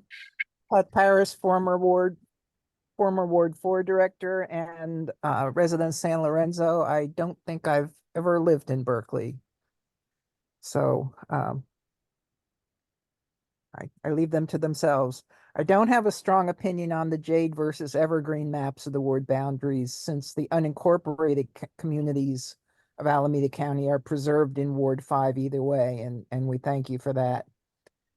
The current Ward 5, which is about to be largely Ward 7, just had an election barely a year ago, which provided a chance for interested candidates to run. No one challenged the very capable incumbent. If you look at the recent history, Asian candidates in South County who are interested in transit have been much more interested in BART than AC Transit. Unfortunately, they've been unsuccessful recently. The new Ward 6 is wide open. It's a great opportunity for someone who's got an interest and, more importantly, capability in public transportation. It broadens the chance for participation for everybody. Finally, has been alluded to, the voters in Ward 2 are due an election in 2024. They last voted for their ward director in 2020 and shouldn't have to wait extra years. So overall, holding elections for wards 1, 2, and 6 in 2024 is the least disruptive sequencing, and I urge adoption of option 2. I would just point, since I'm on a history kick tonight, apparently, I would just point out that you've come a long way since my first redistricting, where some other directors gerrymandered the Ward 2 boundary around Michael Winter's backyard so that he wouldn't have to move. The current task is a difficult job for the district and all. Thank you. Thank you. And we have Sam. Hi, everyone. This is a very short comment from me as well. This is very, very simple. Everybody seems to be telling you 1, 2, and 6 in 2024. I am a proud Ward 2 voter now and in the future, and I hope to be a Ward 2 voter in 2024. It's quite simple. The fewest people would be disenfranchised, and the densest, most transit heavy AC transit heavy district would be preserved. Thank you. Okay, and that looks like our last speaker. Oh, we have one more, Cherryland Community Association again. See if they have a comment on this. Impromptu. Hi, good evening again, and I will take no more of your time, but just to tell you that I do have to leave. It's been a long day for me, but I just want to appreciate all the options that have been presented. And I think I just want to reiterate those folks that are pushing for option B, go ahead and do that, because I think that really satisfies a lot of issues. I have been involved with redistricting on the county level, and I'm an outgoing member of the, what do you call it, Supervisor Miley's EMAC, and just want to keep in touch with everything. As first meeting I've attended, and I'm really pleased with all the activities you've been working with this evening, and I hope you continue to be for the community and not just from the top-down structures that we've all been suffering from in the unincorporated. Anyway, thank you very much and have a good evening. One more speaker, Warren Cushman.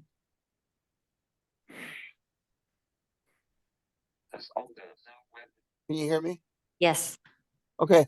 Hello, board members. This is a very difficult process. It's interesting. I've gone through my own evolution around this. Originally, I thought differently, but I'm now going to support the proposal of 1, 2, and 6 moving in 2024.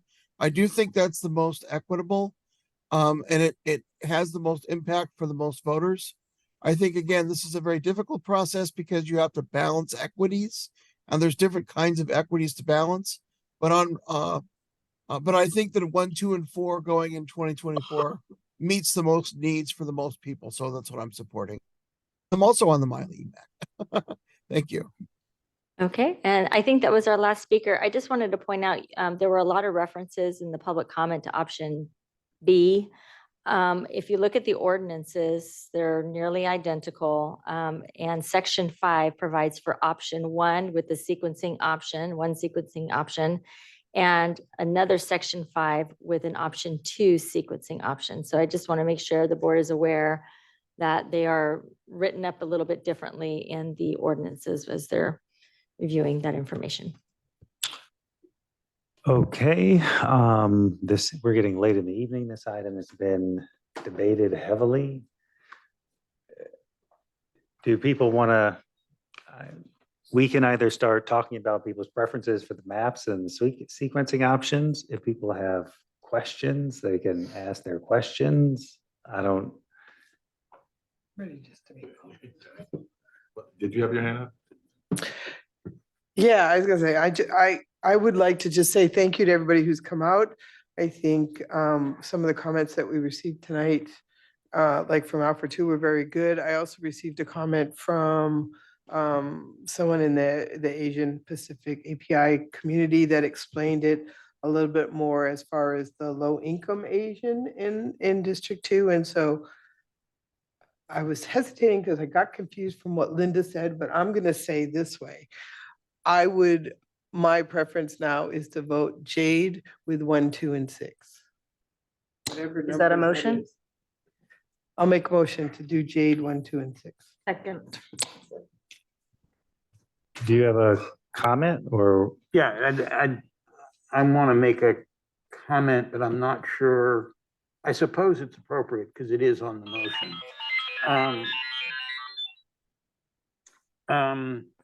I'm going to be contrary to everybody. I live in District 2. I have participated in every redistricting since 1970. I have done statewide redistricting. I have litigated the Voting Rights Act, so I know what I'm talking about. I think it's important to remember this is not just about 2024. It's about what sequence is in place until we change it. And so do people vote during a presidential year or a non-presidential year? And Alfred was really the only one who addressed that issue. I have a little different opinion than he does. What we have seen here is a perfect example of institutionalized racism. Nobody involved is a racist. I know half of them, and they're all actively anti-racists. But certain people have the education and the money and the involvement in politics to have their council member on speed dial, their assemblyman on speed dial, can get people to write letters about something they really don't know what they're talking about, but are doing it because they're incentivized into it. If you look, the District 2 is the whitest, over 50% white people, and probably the richest, although it gets pretty confusing because there are big chunks of District 2 that are students and therefore have virtually no income. But there are a bunch of people up in the hills who are probably partners in major law firms and accounting firms making over $1 million a year. For the moment, what goes on in District 7 doesn't really matter from the sequencing point of view, because they have a superb director who is very tightly involved in her community and has support from everybody that I know down there, and has very strong support from all the Asian communities down there. So it's not going to make a difference in 24 or 26 or, until she decides to retire.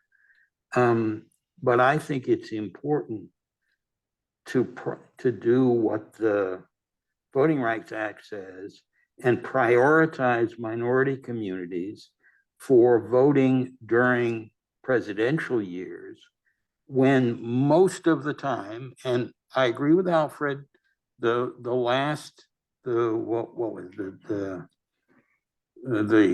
22 election was quite different, because you had 2 Asian candidates for state senate and you had oodles of outside money coming in that made that a very, very contested election, with one side having a lot of progressive and tenant support, the other side having a ton of money from the real estate industry.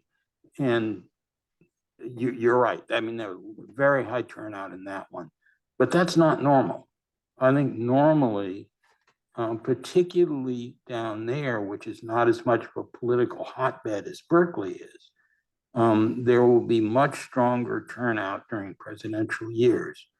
So I'm probably the only one who's going to say it, but I think it should be 1, 6, and 7 rather than 1, 2, and 6. You want to vote or do you want to? Oh, I wanted to, if we're talking, I'm going to talk too. motion. Yeah, but we still can. Yeah, they can still. Comment on. Yeah, there's a second. If you guys want to go for it. Who wants to go first? I'll go. The first time that we, that this came up and the public was able to, ever since this issue came up and the public was able to come out and comment on it, we have heard overwhelmingly, particularly people from District 2 come out and talk about why it's so important to have representation in this next election. They talked about the fact that it's not fair that a district would have no representation, and I agree with them 100%. You know, it's so important, particularly in these times, that we have that our process is fair and that our process is representative. And to have a district without a representative is not democratic. And so with that said, I support Plan B, which is 1, 2, and 6. I don't think that, you know, when people come out and vote the most, I mean, we know people come out and vote the most during presidential years, but I don't think that that's the issue we should be discussing. What we should be discussing is democracy and having residents be represented by a director in 2024. Thank you. I wanted to thank the folks who have called in and waited until this late in the game to stay at this meeting and comment. And I just wanted to reiterate some of the things that we've already talked about, just to consolidate all the comments. First of all, we're trying to do 3 things. We're trying to further the goals of the CVRA. We're trying to minimize deferral and acceleration. And we're trying to take into account public input and preferences expressed by the members of the districts.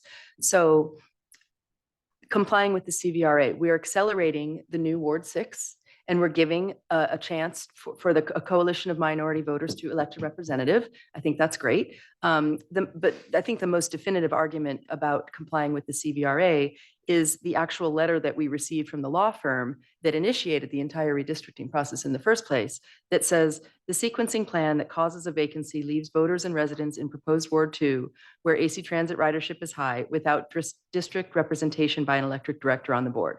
A vacancy is not in the best interests of the voters and residents of AC Transit's jurisdiction, and it does not further the goals of the CVRA. It is not our position that the board's proposal to elect a director from Ward 7 first, at the expense of an elected representative for Ward 2, furthers the goals of the CVRA. That's from the law firm. The second thing is minimizing deferral and acceleration.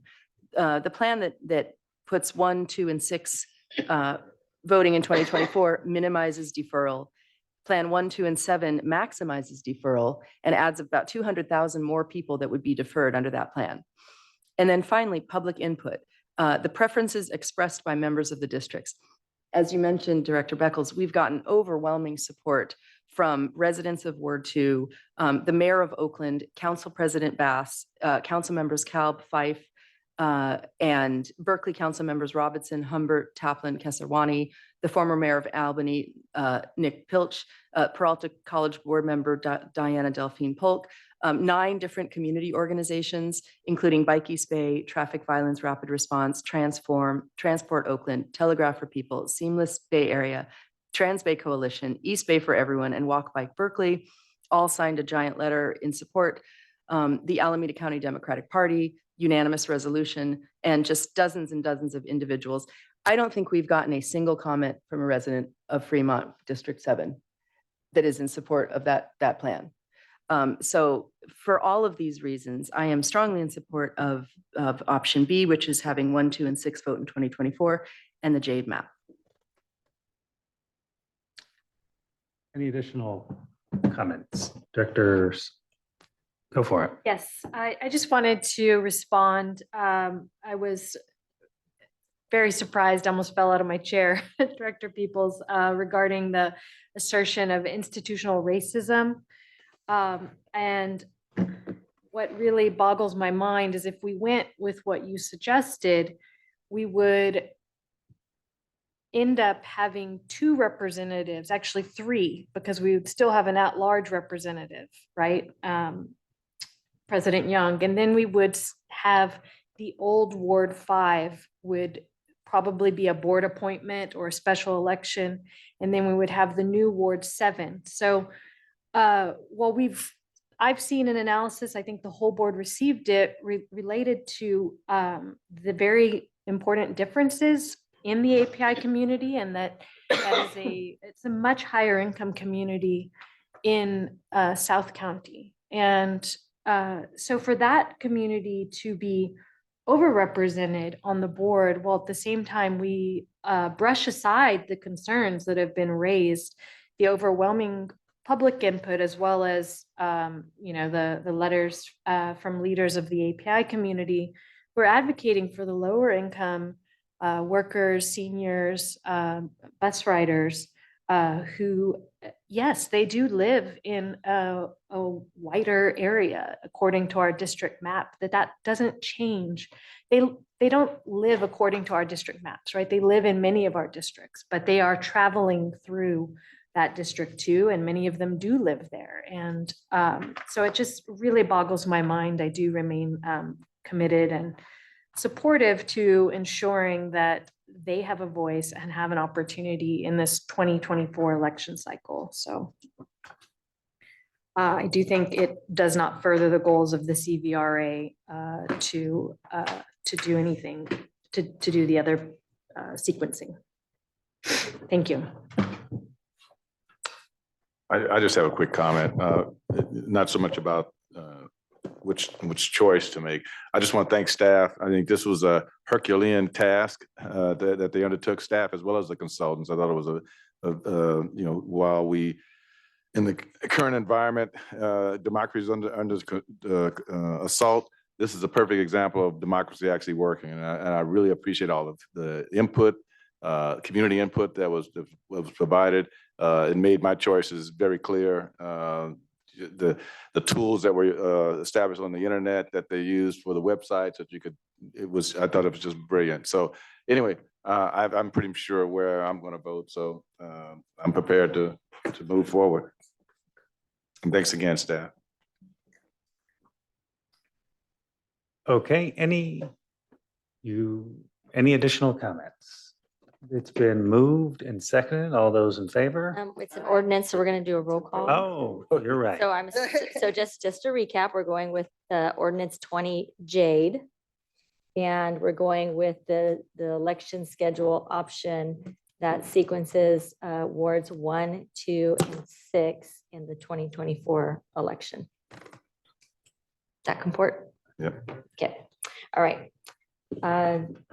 Vice President Shaw, Yes. Director Syed, Yes. Director Beckles, Yes. Director Walsh, Yes. Director McCauley, Yes. Director Peoples, No. okay, and President Young. No. Okay.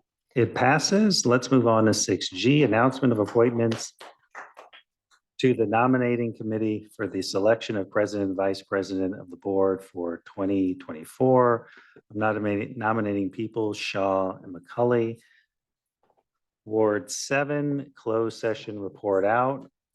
In the matter of Johnson versus AC Transit, 6 workers' compensation case numbers, the board authorized settlement via compromise and release in the amount of $120,000 less permanent disability advances. Okay, agenda planning. And we do have a public comment on agenda planning, which we take because it's an item on the agenda. So if you'd like to take the comment first, I can do that. Okay. George Spees.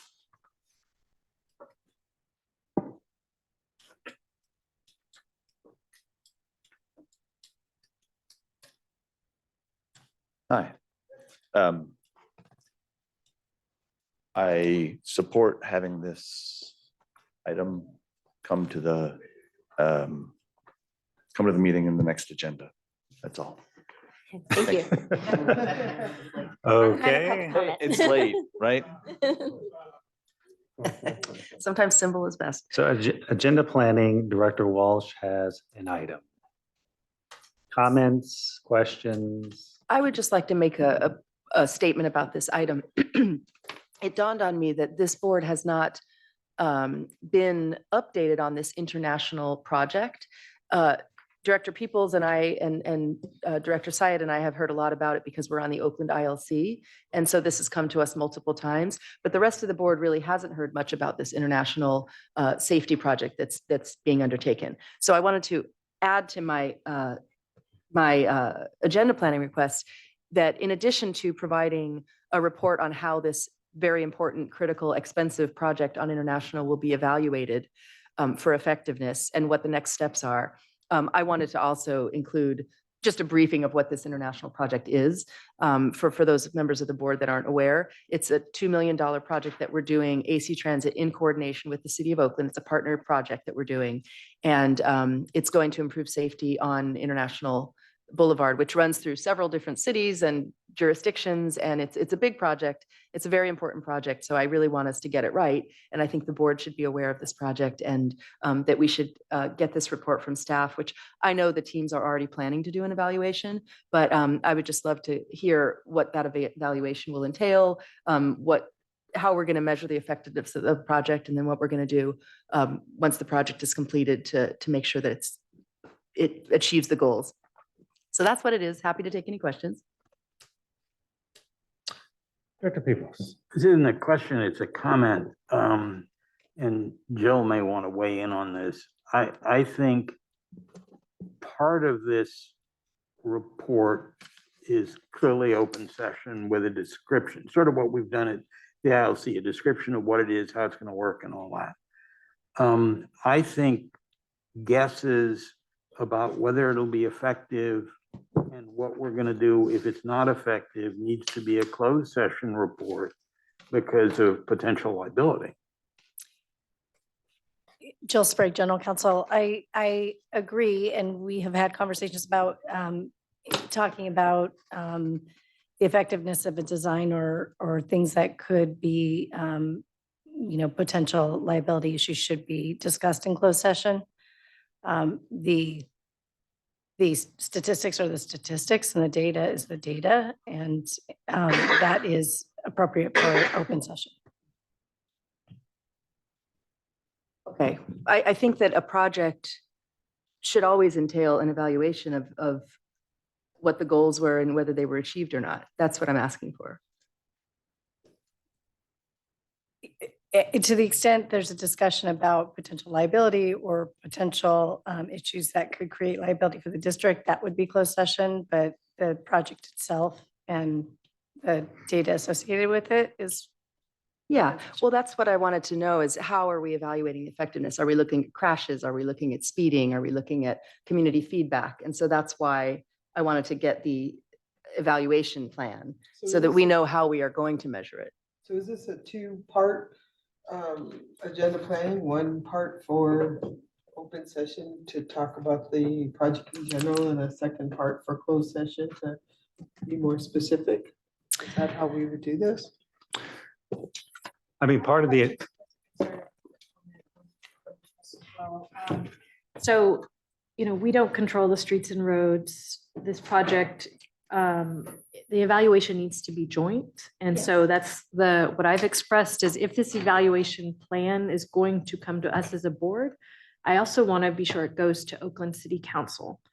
Right? Sure. So they have an opportunity. So I would prefer we defer this, and I'm happy to reach out to my colleagues on Oakland City Council and ask them to bring this forward. And let's, just work with staff to incorporate what's already in the works. I've heard evaluation criteria have already been developed. Let's not, at a time when they're working to get the bid package out and to do so many things to ensure quick build moves forward, let's work with them and get this into better shape, please. Well, I do agree that it would be great if it could go to Oakland City Council since it is a joint project with AC Transit and the City of Oakland.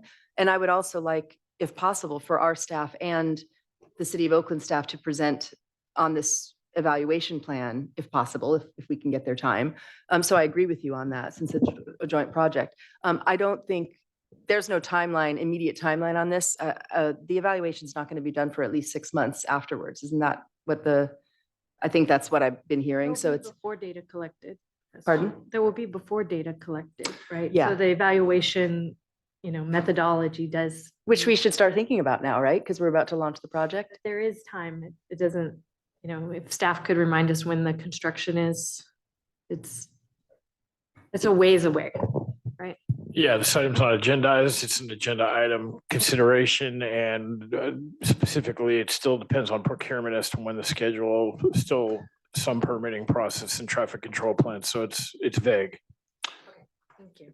Okay, well, we need 3 votes to move this, right? My only consideration, one, I think a conflict analysis has to be done with respect to an employee of the city of Oakland pushing for us potentially to be using district resources to mitigate an issue on these streets that, quite frankly, isn't our obligation, right? We don't, as Director Syed said, we don't control the streets.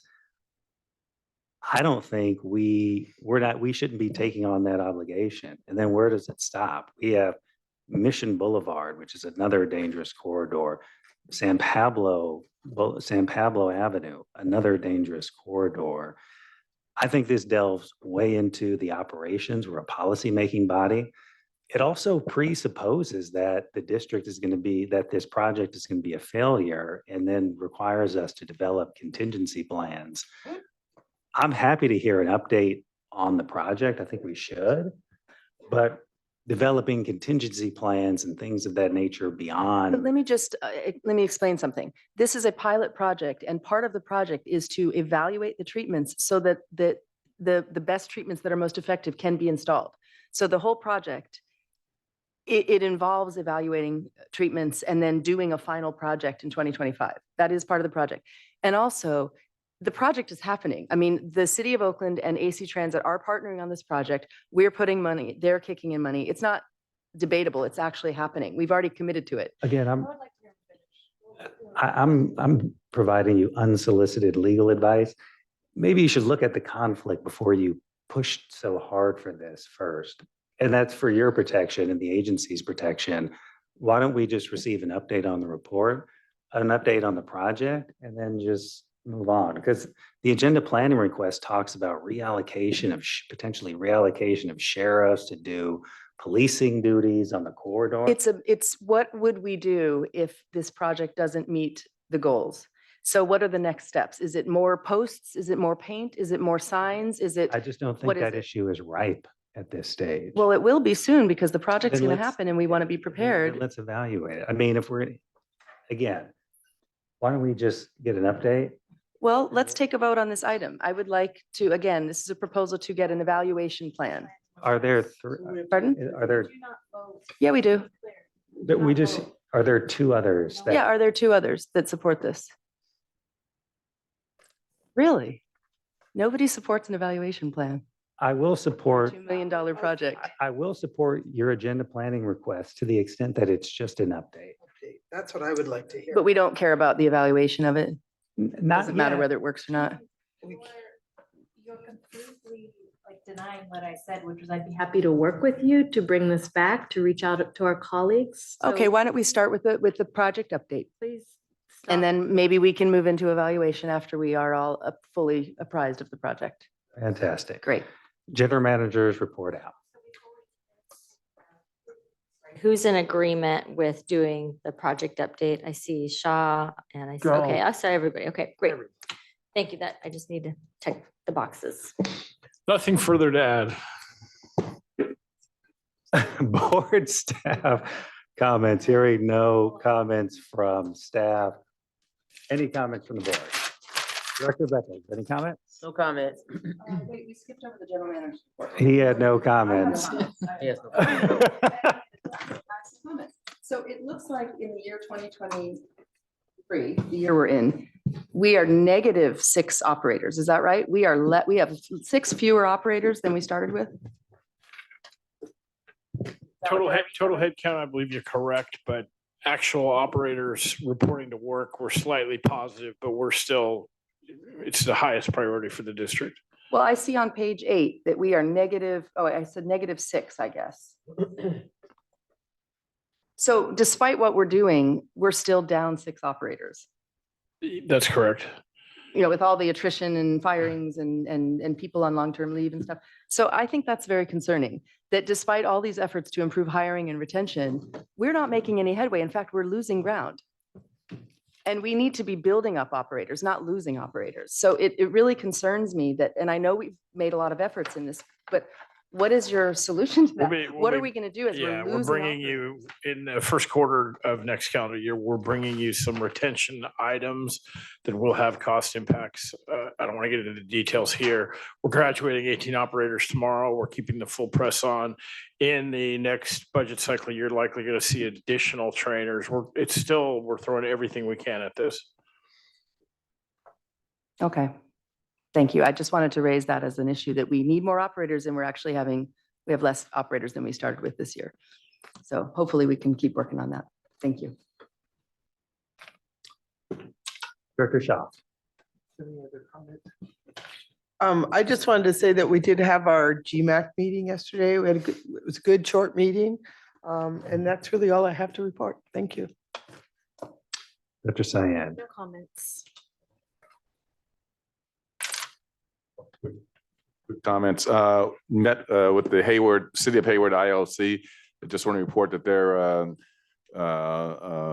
have approved to provide funding to AC Transit to assess the bus stops within Hayward, with the idea of putting bus benches in as many locations as possible. So that's a very nice collaboration going on there.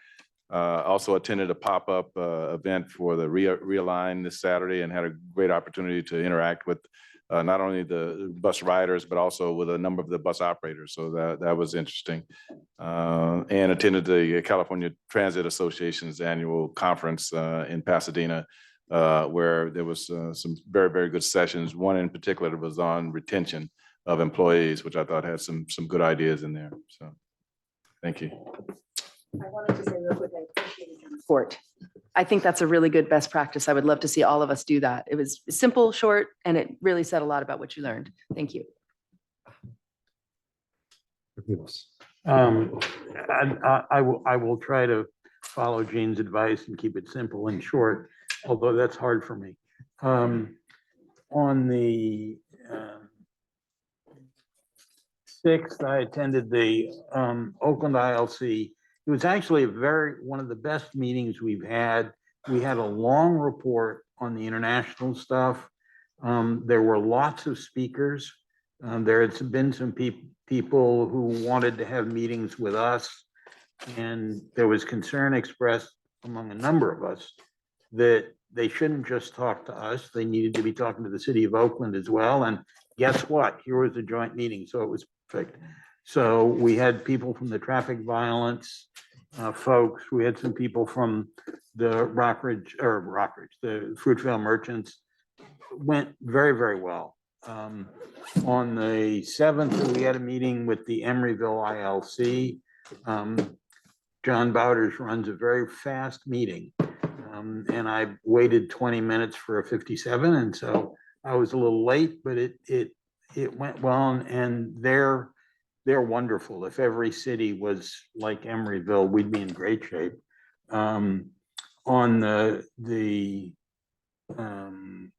Friday, I went to WICTAC. John Garamendi talked to us. Oh, that's right. Sal, I need to talk to you about getting him a tour, because I got him to promise to go on one. He may have just been being nice to me, but he did say he would go.